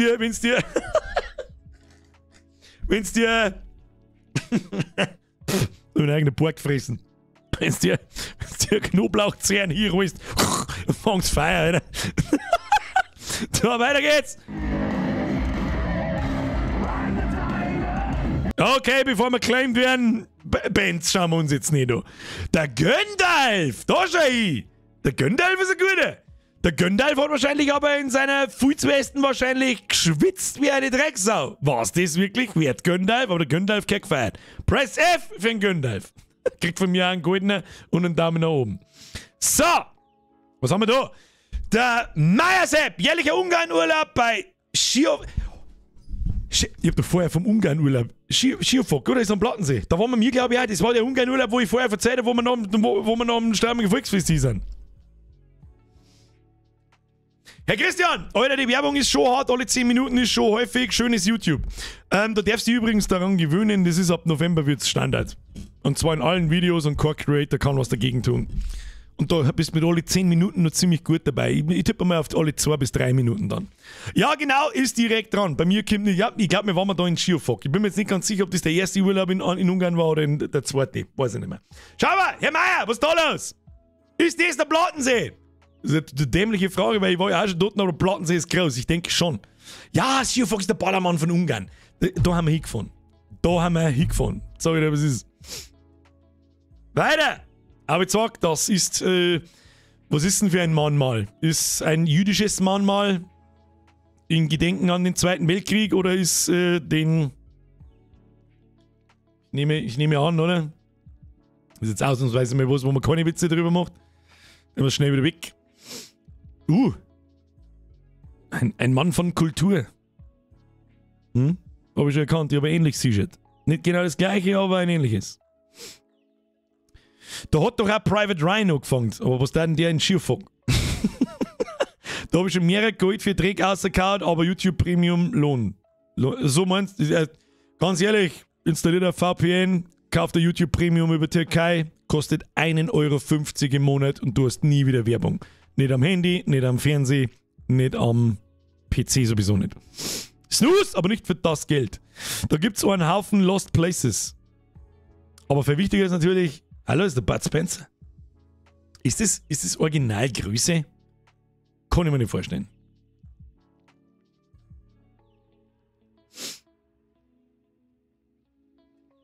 Es ist wahrscheinlich ein Madame Tussauds, oder? Ist das also Wachsfiguren-Dingsbums? Gibt es sowas in, weiß ich nicht. Und muss, glaube ich, auch gut sein, weil der schaut nicht mal schlecht gemacht aus. Und dann haben wir noch Bettel aus dem Garten. Aber da wäre wahrscheinlich das Hotel oder die Unterkunft gewesen sein. Zauberhaft! Schöne Grüße, Herr Meier, hauen Sie sich rein. Wann das Jahr auf Lanzarote? Da bin ich jetzt gespannt. Gut, aus dem Fenster auszuschauen, da sehe ich nicht recht viel. Und das da unten schon aus, ist das ein Atom-U-Boot? Das ist da schon aus, was ein Atom-U-Boot. Ja. Wo ist denn Lanzarote? Wo genau ist Lanzarote? Wo ist... Na, der Bud Spencer ist 1,94 gewesen. Also ich weiß, dass er groß war. Aber ich weiß nicht, dass er fast 2 Meter groß war. Wo ist Lanzarote? Ab in den Chat. 2 Beutel. Das stimmt, 2 Beutel. Klicken wir ganz schnell durch. Cocktail, nice. Kanone, nice. Museo de Restaurante, kann ich nichts lesen. Nein, Palme, nice. Schwarzer Strand. Ah, ist das nicht Spanien? Ist mir zeigt wegen am schwarzen Strand und den schwarzen Sand. Und ich war mal in Teneriffa als 5-Jähriger oder 6-Jähriger und das ist das Einzige, was ich noch weiß. Das ist eine Vulkaninsel. Und dann muss so, ja, Kanaren halt. Spanien, schreibt ihr gerade. Sehr schön. So, nächster! Gott, wir kommen noch nicht weiter.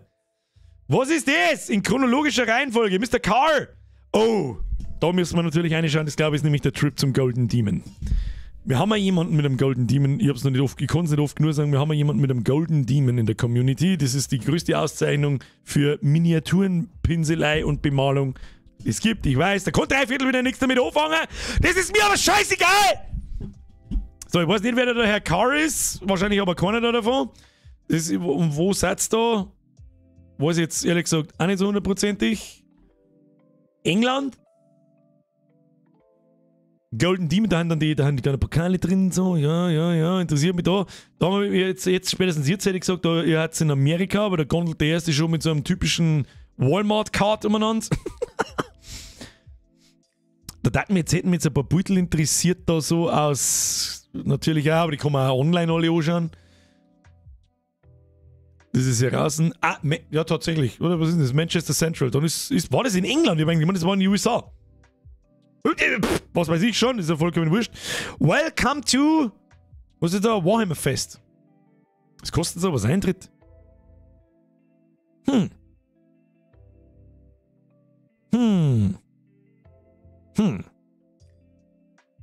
haben wir da noch? Golden Demon! Also es gibt, jetzt weiß mir aber, gibt es mehrere Golden Demons. Gibt es da einen für Deutschland, einen für UK, einen für USA, mit Sicherheit, und für verschiedene Länder dabei ist. Es gibt es da weltweit einen und geht es dann weiter. Das würde mich mal interessieren. Aber da ist das Ding. Der Herr Carr, so heißt er bei uns im Discord, hat sich tatsächlich einen der Golden Demon ist weltweit. Okay, also den gibt es einmal in verschiedenen Kategorien. Okay. Für das da hinten, das hat er gemacht. Und das Allergeilste finde ich, dass man sehr oft, und da wirklich ein ganz großes Dankeschön dafür, du hast sehr viel Beutelpost, wo diese Figuren und dieses ganze Diorama in der Mache war. Also wo das noch nicht bemalt war und gerade am Zusammenbauen war und so. Und wo man das so mitverfolgen hat können, wie das immer weitergeht. Und da habe ich mir, ich denke mir jedes Mal, Alter, ich möchte überhaupt nicht wissen, wie viel Stunden Arbeit in diesem einer Ding drin stecken. Es sind, glaube ich, 5, 6 Figuren auf so einer Ruine abgeschnitten und dann die stehen dann auf ganz viele Leichen drauf und super awesome. Wenn das interessiert, im Discord, wir haben einen Hobbyschmerz, du darfst es ja gerne nochmal posten und zwar alle Beutel, die du davon hast, jederzeit. Da hast du, glaube ich, absolute Narrenfreiheit innerhalb des Hobbyschmerz. Das ist wirklich das Krasseste, was ich jemals von einer reellen Person gesehen habe, mit der ich mich selber unterhalten habe. Das ist, keine Ahnung, mir taugt halt das ist halt wieder was anderes, ich kann früher jetzt wahrscheinlich nichts damit anfangen, aber das ist wirklich der Next-Level-Scheißdreck, Alter. Da, wo man ich denke, so, ich mache das schon seit einer Zeit und ein bisschen kann ich es schon, das ist okay. So, oberes Mittelfeld oder Mittelfeld bis oberes Mittelfeld, wenn ich ein bisschen drin bin und dann kommt halt sowas, dann denke ich mir, Alter, du bist das hier eine Schulbur, das ist, also es ist so krass, dass es zu spät ist. Mr. Tyron! Zu solch später Stunde ein solch hoher Betrag ist nicht angemessen. Yo, Birger, das springt so das Video, aber was hältst du von einer Kooperation mit dem Grünwald? Weißt du, wie groß der Grünwald ist? Der, glaube ich, interessiert sich einen Scheißdreck für mich.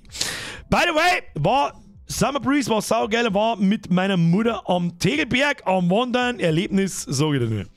Ich bin halt nicht so der Wanderer. Weißt du sehr, was es ist. Jetzt Iron! Mehr zu dir. Schluss! Golden Demon ist nur das zweitbeste, die Nummer 1 ist das Slayer Sword. Das weiß ich zum Beispiel schon einmal gar nicht. Egal, es gibt kein Slayer Sword, du das weg, braucht keiner. Golden Demon, beste. So. Oscar, Golden Demon, größer als Nobelpreis, größer als Oscar, ist richtig. Genau so läuft's ab. Herr Carr, ich bedanke mich erneut für diesen Beitrag. Gibt von mir auf alle Fälle einen goldenen. So, das Geile hat nicht lesen können, der hat wieder 5 Beutel, mehr wie 5 Beutel einer geschickt. Sehr schön. Kattel hat lesen können. Kattel ist eine gute. Was haben wir da? Erstes Mal auf Rockharz, beziehungsweise erstes Festival. Bester Urlaub. Aber jetzt sagt dort jemand, sein erstes Festival erlebt. Da kämen noch mehr. Diese scheißbehinderten Dosenzusammenstellungen von irgendwelchen Sachen, die dann irgendwo mal anstellen mit so Sombreros aus Dosenbier. Und ja, it is what it is. Ich hoffe, sie hatten Spaß und sie fahren nur öfter auf ein Festival. Dann gehen wir davon aus, du bist nur recht jung. Was ist das? Rockharz. Das ist so eine Schnitzerei. Sehr schön, sehr schön. Golden Demon gibt es in mehreren Kategorien und aus den GD-Gewinnern wird dann der Slayer Sword-Sieger gewählt. Herr Lord Sid, ich kann lesen, da brauchen wir nicht 4 Ausrufezeichen dafür. Dankeschön. Nächstes Jahr wieder. Crazy Cattle, ja bitteschön dann. How to Urlaub. Herr Boris sagt, das ist schon Arbeit, aber ich bin aber zu faul, was ich sehe, was ist. Gibt's auch den Goldenen. Der Bornelkammer. Bin gerade mit einer Freundin in Griechenland. Es ist aber nur schön da, den ganzen Tag nur Sonne, Pool, Meer und Essen und Gatzen. Überall Gatzen. Ja, Gatze streicheln. Das Meer ist komplett ruhig und komplett klar. Leider habe ich keine GoPro dabei, vielleicht sieht man es am Video. Was da läuft, sage ich auf alle Fälle schon wieder Vollbier-Squad on fucking Tour. Aber man sagt da schon, dass das Wasser extremst klar ist. Und vor allem, dass es extrem ruhig ist. Und wenn es ruhig ist, dann ist es auch schön. Kannst du, da sagst du was, verstehst? Geht's weiter.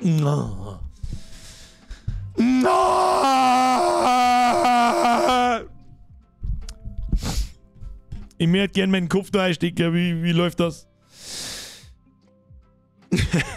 Gatze in den Baum. Spot the Cat.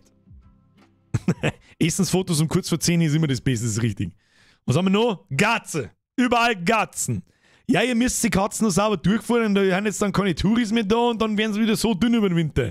Da fange ich schon wieder lästig, so wieder wie es ist. Und dann haben alle 2 Wochen 25 Stealth Cat. Dann haben alle 2 Wochen 25 ja, schau doch mal nicht so. Die geile Muse, Alter.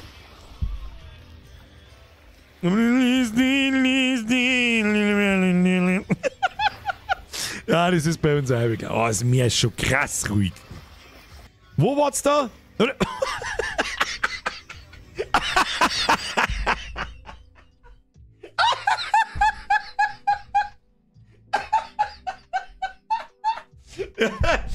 mir leid, mit dem Kanisterschell habe ich jetzt nicht mehr geredet am Schluss.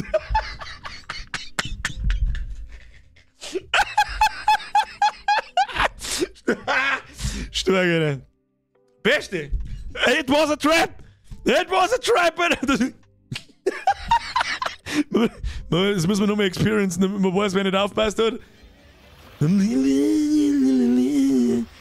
Flup.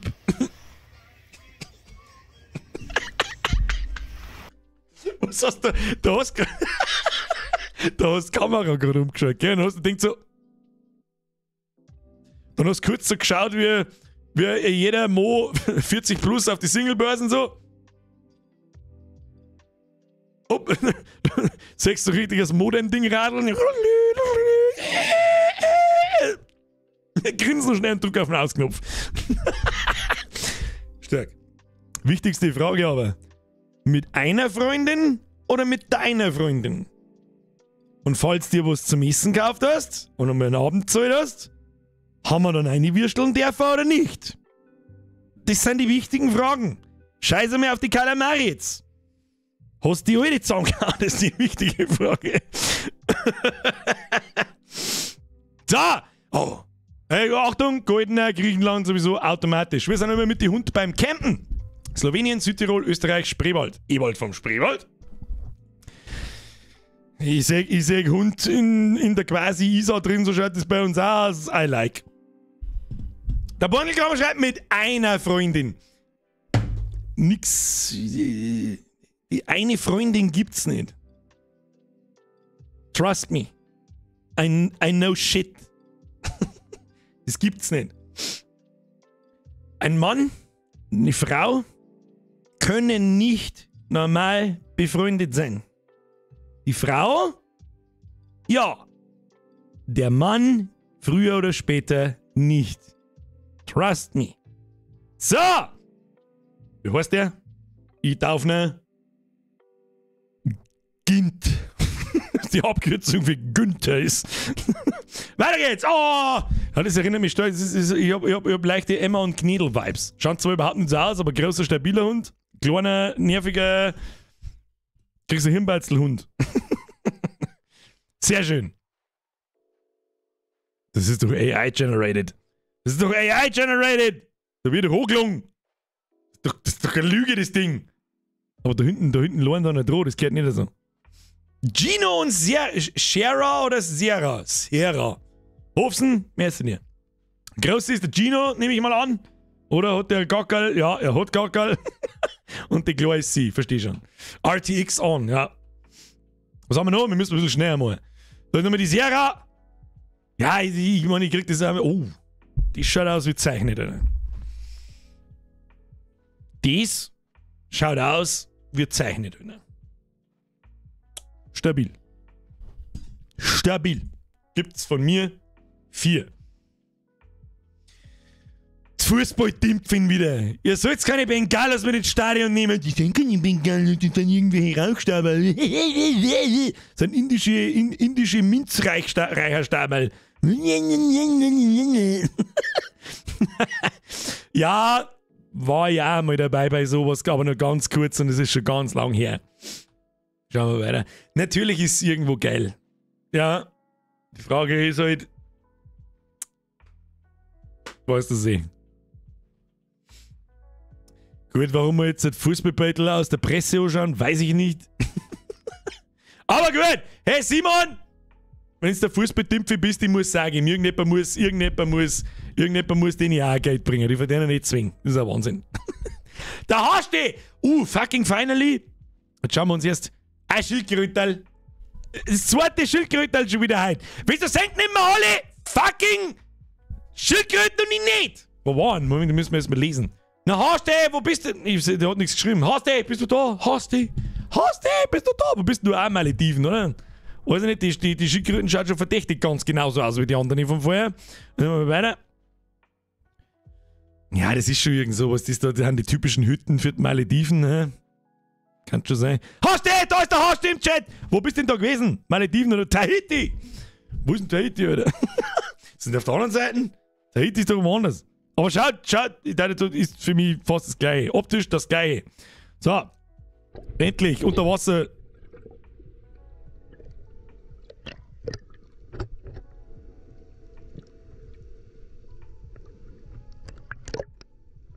Was ist denn?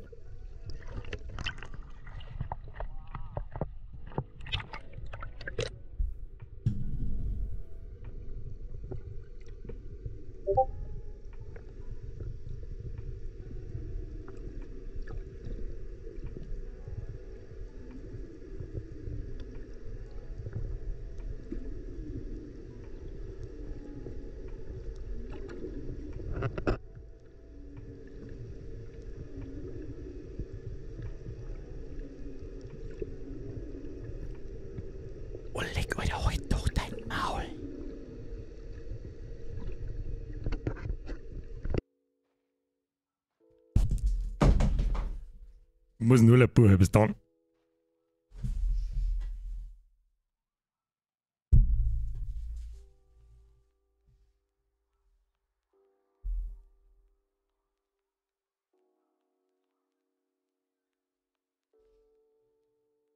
Ja, bist du völlig behindert, Alter. Ja, bist du völlig behindert.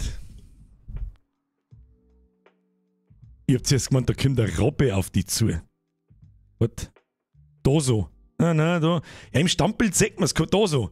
Da hab ich erst gemeint, was kommt denn da? Ist ein Schildkröten ganz nah, aber dann zaubert das große Floss, ist eine Robbe? Alter, gib dir das.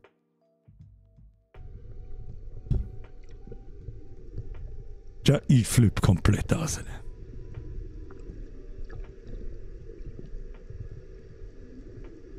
Oh, leck.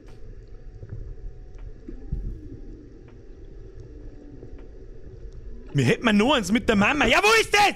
Hast du, wieso ist das da nicht irgendwo online? Ich hab gesagt, okay, was? Das ist manchmal. Die Robben auf Tahiti. Ja, was weißt denn hier, Alter? Seehunde halt dann. Robben, Seehunde. Möchte ich wetten, dass da irgendwie eine 4 gibt. Du weißt schon, was ich meine. Jetzt pass mir auf. Jetzt pass mir auf. Manchmal muss man wirklich an das Hirn fassen.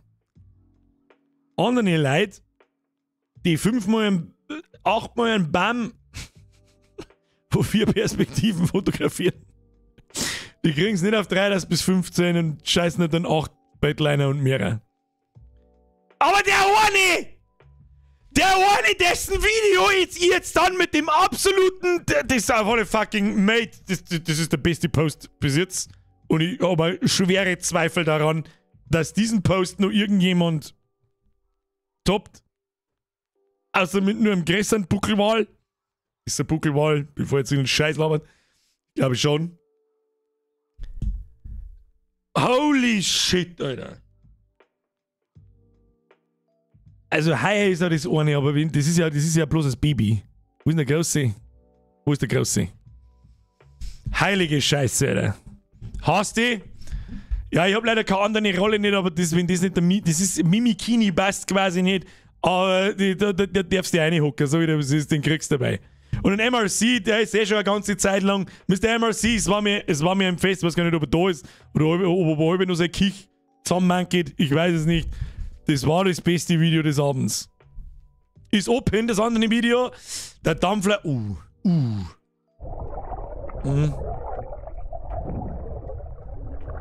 Boah, leck mich doch am Arsch, Alter. Das Baby war da gerade. Boah, leck. Boah, leck.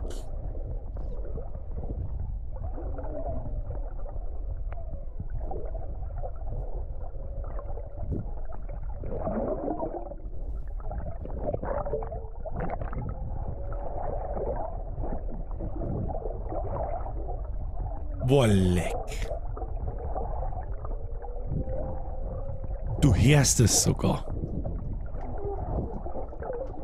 Oh mein Gott, mir läuft's eiskalt im Bugel ab, Alter.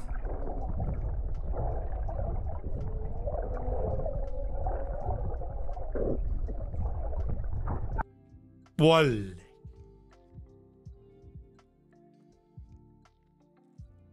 Ich weiß nicht, was ich sagen soll drauf. Das ist krass. Das ist krass. Also mit einem Scheiß. Ich geh da mal schnorcheln und hab einen Krebs gesehen. Und ein Fisch, der war so. Hattet ihr zuerst Angst? Das war jetzt so eine Frage. Was hast du denn? Der hat sie da mit Sicherheit gezielt irgendwo. Habt ihr die zufällig irgendwo gesehen oder hat sie gezielt mit einem Boot irgendwo hingefahren, da wo man weiß, da gibt's welche zum Singen oft. Davon gehe ich jetzt mal aus. Ja, ist das krass. Der Sound ist krass. Ja, man hört die Wale, die typischen Walgesänge ein bisschen. Außer. Gänsehaut, Alter. Sehr hübsch, Gruß vom Taucher, sehr viel Glück gehabt, geiles Video. Hey, nochmal, ich muss mal dazu, das ist vom Haus, das ist nicht von mir. Wir schauen halt auch eine Urlaubsgeschichte noch, nicht meine. Warte, ja, pinnen wir an und das andere pinnen wir auch, wer sich das anschauen will. Holy shit, Mann. Geile Nummer. Super awesome. Also, wollt man nur wählen. Ihr wollt jetzt im Ernst? Das war Zufall? Jetzt im Ernst? Das war einfach, ihr wollt Wellen anschauen. Hä? Hast du was? In meinem Kopf habe ich da immer das Szenario, dass plötzlich unter mir einer auftaucht und mich schluckt. Ja, das ist Tassalophobie. Das, ja. Darf ich für eine Orga-Werbung machen, was man sauber sau oft zieht?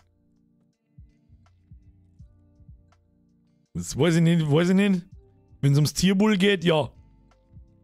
Wenn es irgendein anderer Scheiß ist, nein. Wenn es wirklich Zufall war, dann ist echt Schnorcheln durchgespielt. Dann hast du es wirklich durchgespielt. Vor allem, ist ein Buckelwal, bevor ich jetzt noch weiter Scheiße erzähle, ich glaube, es ist ein Buckelwal. Eine Buckelwalkur mit ihrem Keiwal. Ja, bist du behindert, Alter. Die Brücke, die ausschaut wie ein Kreis, ist nicht AI, ist genauso mit dem Handy fotografiert. Die dachte ich mir schon. Aber da ist irgendein Filter drüber. Der Hasi schreibt, gibt aber auch Waldtouren. Ja, ist ein Buckelwal gewesen, ja. Ja, krass, Alter. Ja, durchgespielt.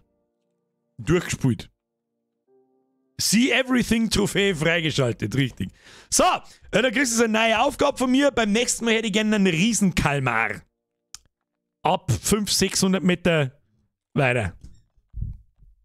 Sind nicht 600 Meter, sondern 5-6 Meter und größer. Okay?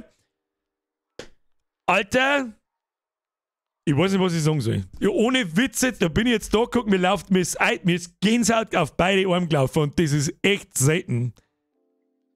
Und ich gehe jetzt natürlich einfach mal davon aus, dass das echte Videos von dir sind. Warum komme ich mit dem Schmerz jetzt eigentlich? Nein, natürlich, also nicht falsch verstehen. Schönstes Erlebnis, das ist wirklich, leck mich am Arsch, ich weiß nicht, was ich da dazu sagen soll. Absolute Todesgratulation. Achtung, Ohrwaschel zuhalten. Mr. Tyron!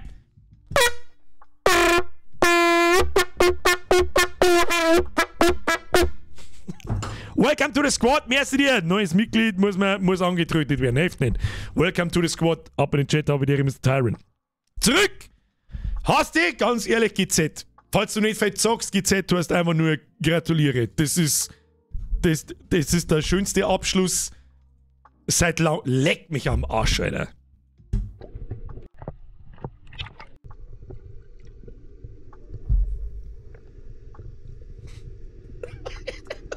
What the actually fuck?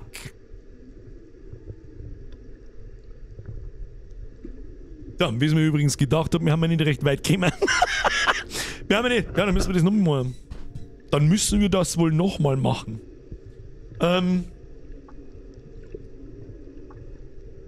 Niemand, ja, wobei, jo, kennt's eigentlich schon. Ich pin mir jetzt einmal selber, Leute, eine Nachricht an. 18. September 2023. Wir haben im Stream beim Hopfen Konis Sub aufgehört. So, da springen wir jetzt ganz oben. Oh, da ist das Ding, ja. Das ist das Video, wo er gerade reingepostet hat. Das selbstverständlich, um Gottes Willen, her damit. Das ist aber der krasseste Scheiß. Der Reaper, Treffen in Schweine. Ihr könnt gerne weiterhin da eine Urlaubsbettlei haben. Bitte dran halten. Maxim, ihr habt es ja selber gesehen. Ich brauche einfach zu lang. Eigentlich sollten wir so oberbegrenzen auf 3 Bettel. Dann kommen wir vielleicht ein bisschen weiter. So, ich pinne das jetzt so. Und ich habe schon gesehen, schicke in 2 Wochen noch ein paar Videos für euch. Um Gottes Willen, tu alles her, wenn es das natürlich jetzt sagen willst, um Gottes Willen. Um Gottes Willen, natürlich. Aber dass mich das interessiert, so jetzt gemerkt haben und ich glaube, den Rest interessiert es irgendwie auch. Sowas ist schon krass. Der Bandelkrammer, so, ich hau mich noch mit dem Pool und so, schauen wir den Rest der Hammer, bitte, hauen Sie eine ein, Herr Bandelkrammer, merci fürs Mitmachen übrigens. Bussi aufs Nussi. Wo muss ich hinposten? Herr Eberle, da brauchst du Discord, kommst du zu mir in den Discord-Kanal. Die ganze Geschichte steht in der Beschreibung, sehr ausführlich und im Chat, im Chatum ist nicht mehr angepinnt. Ist ja ein neuer Stream, toll. Ich hätte noch einen Nachtrag für mein Bild von Danny Gräber, aber ich glaube, das ist etwas wurscht.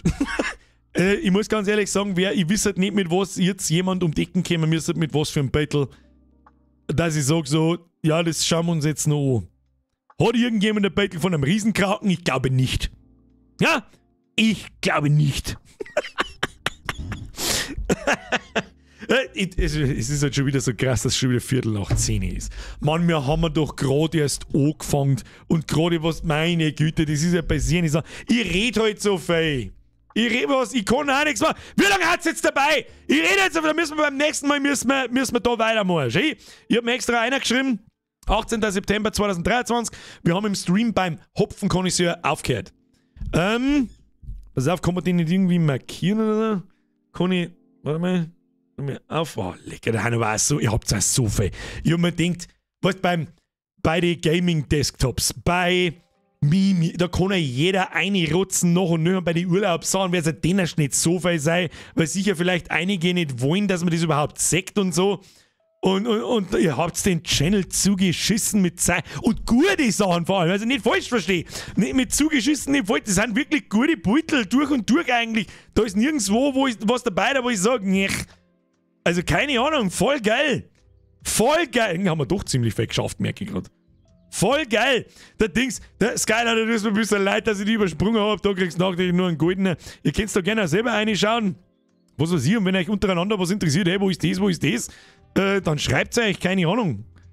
Krass. So, da, das da zitiere ich jetzt, das muss ich öffnen. Da sind wir letztes Mal im Stream stehen bleiben. Da weitermachen beim Hopfen kann ich Sepp. So, das muss ich abpinnen. Machen wir so, Nachricht anpinnen, einmal festhacken bitte. Ja, das können wir beide so tackert lassen, ist ja wurscht. So, ab jetzt und nix da einer schreiben oder so. Bitte nicht eine schreiben, kein Text, kein gar nichts. Hab ich da schon wieder 2 eingeschrieben. Einfach nur eine Beutel, fertig. Falls ihr euch verpostet habt, dann löscht den ganzen Post oder editiert oder wie auch immer. Dass da wirklich nur zum Scrollen einfach schöne Beutel drin sind. Ah, machen wir unser eigenes Instagram mit Depp von Dosen. Tja, jetzt schaut die da um mich um, so schaut's aus.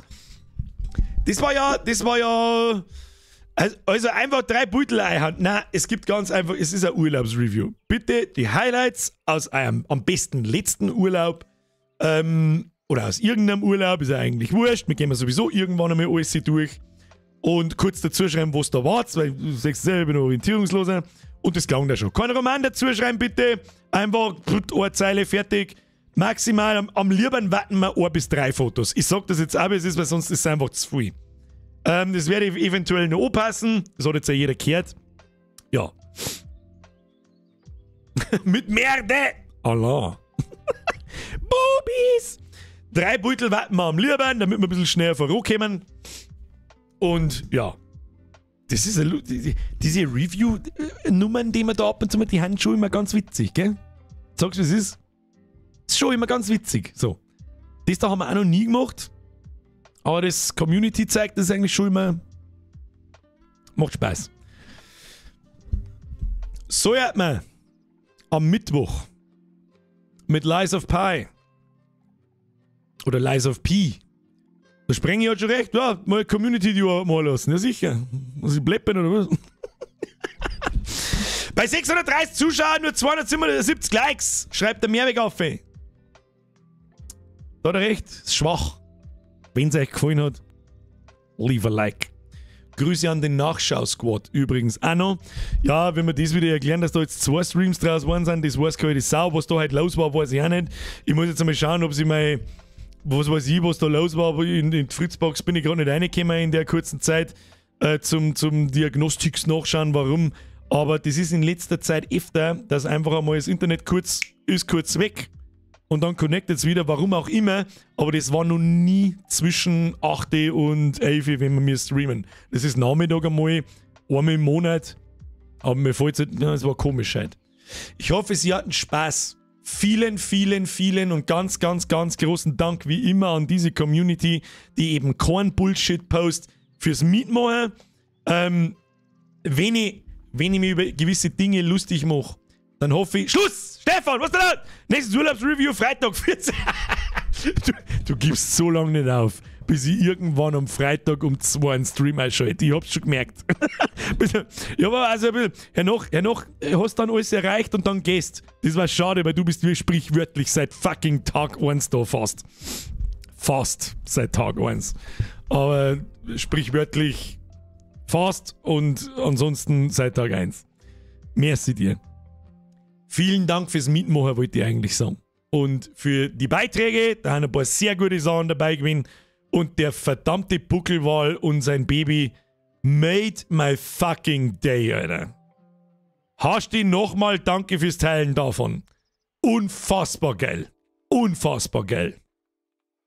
Krass. So, und fast am Mittwoch, wenn wir Lies of P spielen oder Pi oder wie auch immer, und der Rage-Level ist hier und der Rage-Quit trifft ein, kann gut passieren, wenn das Spiel ist durchwachsen bewertet. Manche sagen, es ist super gut, manche sagen, es ist beschissen. Wir werden sehen. Und wenn ich in den ersten 5 Minuten gespannt, Alter, fuck you, dann schauen wir mir eine Urlaubsbattle weiter an. Lies of Sorg, ja, Lies of Pipi. Lies of Püpperl. Der Traggeil schreibt, und merci für den Stream, Leute, heute brauchen Sie sich nicht bei mir bemersen, bemerst euch selbst. So, was ist? Ihr habt die Battle Post, ich sitze nur da und gebe meinen Senf dazu und press F nochmal für den Haarsteh, weil das war wirklich Next Level Shit. Das ist wirklich das, durch Zufall, das sagst du einmal in deinem Leben und dann nie wieder. Da hättest du ein Lotto gespielt können, das sag ich dir, wie es ist. Der Basti schreibt, hab nur positiv bis jetzt gehört. Ja, kann auch gut möglich sein, keine Ahnung, aber ich bin halt schon sehr Elden Ring und Dark Souls verwöhnt und wenn die Steuerung ein bisschen rumspackt und so weiter, dann kann es schon passieren, oder bevor ich meinen Controller wirklich da auswirf. Ja. Wochenendstream mit Fischi-Fotos. Woiner Look. Da kommst du jetzt auch ins Discord rein. Fucking finally. Wie alle anderen hoffentlich auch mal. Da mache ich jeden Sonntagabend eine Ankündigung, was wir die kommende Woche deren. Das heißt, wenn ein Wochenendstream ansteht, dann kündige ich das da drin an. Ganz speziell sage ich das jetzt deswegen, weil mich jemand nach einem Wochenendstream fragt. Der wird angekündigt zu einem Wochenendstream. Und gestern habe ich eingeschrieben, mir ist aktuell das Wetter noch zu gut. Da mag ich mich nicht festlegen drauf, dass ich einen Streamer kündige am Freitag, weil wenn es dann schön Wetter hat und der Rest Bürgerin etc. geht zum Essen und ich kann nicht, weil ich einen Streamer kündigt hat, weil ich einen Teufel, ich kündige den nicht an. Ja, ankündigen, Rendern, absagen. Das mache ich dann auch nicht, außer es kommt mal wieder eine Flasche Uso dazwischen oder irgendein Scheiß. Kann immer mal passieren, mein Gott, ich bin auch bloß ein Mensch. Aber, ja. Weiß ich noch nicht. Wenn dieses Wochenende einer kommt, dann spontan. Was mich angefixt hat, ich hab gestern auf die Nacht zum Einschlafen, habe ich mir mal wieder, das interessant, hey, Mr. Cheery, unsere Gehirne verschmelzen bereits. Und zwar, habe ich gestern zum Einschlafen. Wo ist der MRC da? Den hab ich schon lange nicht mehr im Chat gesehen. Was tut denn der? Der mault immer bloß Leute im Discord an. Was ist mit dem? Spät, der muss wahrscheinlich seine Kirche zusammenzimmern. Der wisst ja, dass ich die 1, 2, 3 großen Mini-YouTuber, nicht der Maniac, nicht der Midwinter-Mini, sondern noch 1, 2 andere. Ich glaube, das ist gerade direkt der Amerikaner. Ist vollkommen wurscht. Ich habe ein Video gesehen über Grimdark Space Marines. Das ist eine spezielle Art, Space Marines zu bemalen. Nicht normal, wie ich bis jetzt immer gemacht habe, sondern generell anders, mit ein bisschen andere Techniken, mit Schwamm und so weiter. Und die schauen dann auf eine ganz bestimmte Art und Weise aus. Auf das hätte ich mal Bock und das darf ich vielleicht gerne im Stream. Die Frage ist, wie gut sehen wir das im Stream? Wir werden sehen. Auflösung ist mittlerweile ja besser. Schauen wir mal. Darf man schon hinkriegen? Der wurde gerade geköpft im Discord. Der mault im Discord, lul. Ja, tut er! Ich hätte einen Wal, einen Vollbier-Squad-Sticker auch nicht poppt. Ehrenmitglied, Mr. Wal. Das will jemand durchziehen. Okay, hey, Mr. Wal! Welcome to the squad, bitch! Und dann hörst du einen Wal gesagt so. Und dann taucht er oben mit dem Vollbier-Squad-Sticker am Arsch, dann darf es mich jetzt reißen, Alter. Ja, Hellboy, schönes Bild in meinem Kopf. Tut mir natürlich nicht. So klar. Nur so als Nachtrag, der Mike Meyer war ich. Der Mr. Douglas MKM, da schau hin. Da vor allem hat man Gesichter zu sehr vielen Namen. Ja. Hör ich schon dropsen. Wahl für ein Jahresmerch. Das ist eigentlich keiner drauf. Das ist zwar null mein Verdienst, aber eigentlich kehrt ein kleiner Wal irgendwo hin. Neben einem Rochen, so. Der von unten kommt und einen Rochen frisst. Und oben, wie viele Rochen haben wir gesehen? 2, 3. Einer hat mir vor ein paar Wochen einmal so ins Discord reingeschickt, in Kroatien, glaube ich, hat einen Rochen gesehen. So, meine 2 Rochen, die anderen 3 so 5 Rochen und unten kommt das Wahlmann auf. Irgend so, da fällt dann schon was sein. Der Bernie schreibt, so, hofft, dass die Urlaubsmittel passen, ist ja immer ein bisschen so eine Sache. Du, um Gottes Willen, ich hab da nicht ein unpassendes Battle gesehen. Schildkröten brauchen wir auch noch. Ja, also auf alle Fälle, irgendwie müssen wir das Urlaubsreview festhalten, natürlich. Das haben wir zum ersten Mal gemacht. Wie wir das machen? Ja, die Steffi. Die hat sich jetzt schon wieder mindestens 2 Pullis verdient, das weiß ich bloß noch gar nicht. Steffi, das ist voll krass, wie schnell das Zeit vergeht. Es ist bald wieder Zeit eigentlich, dass die Listen kannst mal langsam, aber sicher tatsächlich schon einmal schicken, so vorab. Ich bin nämlich schon am Überlegen so, dass ich muss langsam das Zeichentablet hervorholen, ja, und muss schon wieder ein bisschen vorüben. Sorry, wie es ist. Press F mit Steffi, die ist zu mindestens 80% verantwortlich für ein Jahresmerch. Ich sag das, wie es ist. So! Freunde der Sonne, jetzt gehen wir ins Bett. So schaut's aus. Schon wieder fast 10:30. Das war schön, das hat Spaß gemacht. Aber ich bin halt, ich meine, ihr kennt es mittlerweile doch ein wenig, ich bin sehr anfällig für, ich laber und wie viele Beutel haben wir gesehen? 8. Und das nächste Mal übrigens, wer schnorcheln geht, ich möchte einen Riesenkraken sehen. Einen Kraken haben wir schon gesehen. Aber jetzt da im Urlaubsreview leider nicht mehr. Aber einen Kraken haben wir schon gesehen auf Malle. Aber da jetzt leider nicht. Ich möchte einen Riesenkalmar. Kein Kraken. Das ist was anderes. Muss man wissen. So! Das hat Spaß gemacht. Das machen wir mit Sicherheit nochmal. Also wenn wir wirklich irgendwann einmal... Ich lasse jetzt den Kanal auch noch eine Zeit Luft, den Urlaubsreview, und wenn ich merke, so 1, 2, 3 Tage lang, es kommen keine Beutel mehr, dann werde ich den archivieren. Nicht, deswegen haben eine Beutel nicht weg. Und wenn wir das dann mal wieder machen, dann hole ich das wieder raus und dann machen wir genau da weiter, wo wir stehen bleiben sind. Ja? So. Friends of the Sun. Ich hoffe, Sie hatten Spaß. Vielen Dank nochmal fürs Mitmachen. Vielen Dank für die schöne Battle. Heute kriegt das Triple F der Hasti und das Quattro F kriegt Mod. So, das ist mir wichtig. Dankeschön für die ganzen Donations heute. Ich weiß nicht, was die heute wieder ist. Das ist einfach immer dasselbe. Ich sage einfach gar nichts. Einigen wir uns drauf, ich sage da heute gar nichts außer Dankeschön. Dankeschön an die ganzen neuen Mitgliedschaften und ein Spezial-Dankeschön an die ganzen alten Mitgliedschaften, da wo wir heute gesehen haben, da ist jemand mit 64 Monaten oder so. Keine Ahnung, was da los ist. Das ist ein Wahnsinn. Absoluter Irrsinn. Vielen, vielen Dank für alles. Freunde der Sonne, in 2 Wochen ist übrigens der Beginn des Horror-Oktobers. Und wenn es dann da herin nicht eskaliert, dann weiß ich es auch nicht. Inklusive Special Guest. Aber sagt es kaum. Doch, sagt es alle, ist ja klar! Und jetzt verpisst euch. Hashtag Boogie-Wahl beim Vollbier-Squad. Und jetzt schleicht es euch davon. Ich hoffe, mir ist keiner best, dass man nicht alles so gescheit macht. Das war klar, dass wir nicht alles singen. Das ist ein Irrsinn, wie viel das ihr da eingeworfen habt. Das ist ein Irrsinn. Wir singen uns am Mika mit Lies of P, Pi, P, PP, keine Ahnung. Und am Controller, der aus dem Fenster fliegt, und dann schauen wir, was passiert. Und ob am Wochenende was kommt, kann ich noch nicht sagen. Kommt spontan. Je öfter das mich fragt, desto weniger kommt dann. Das soll jetzt aber auch wissen. Und jetzt steigt euch! Bussi aufs Nussi! Hoi!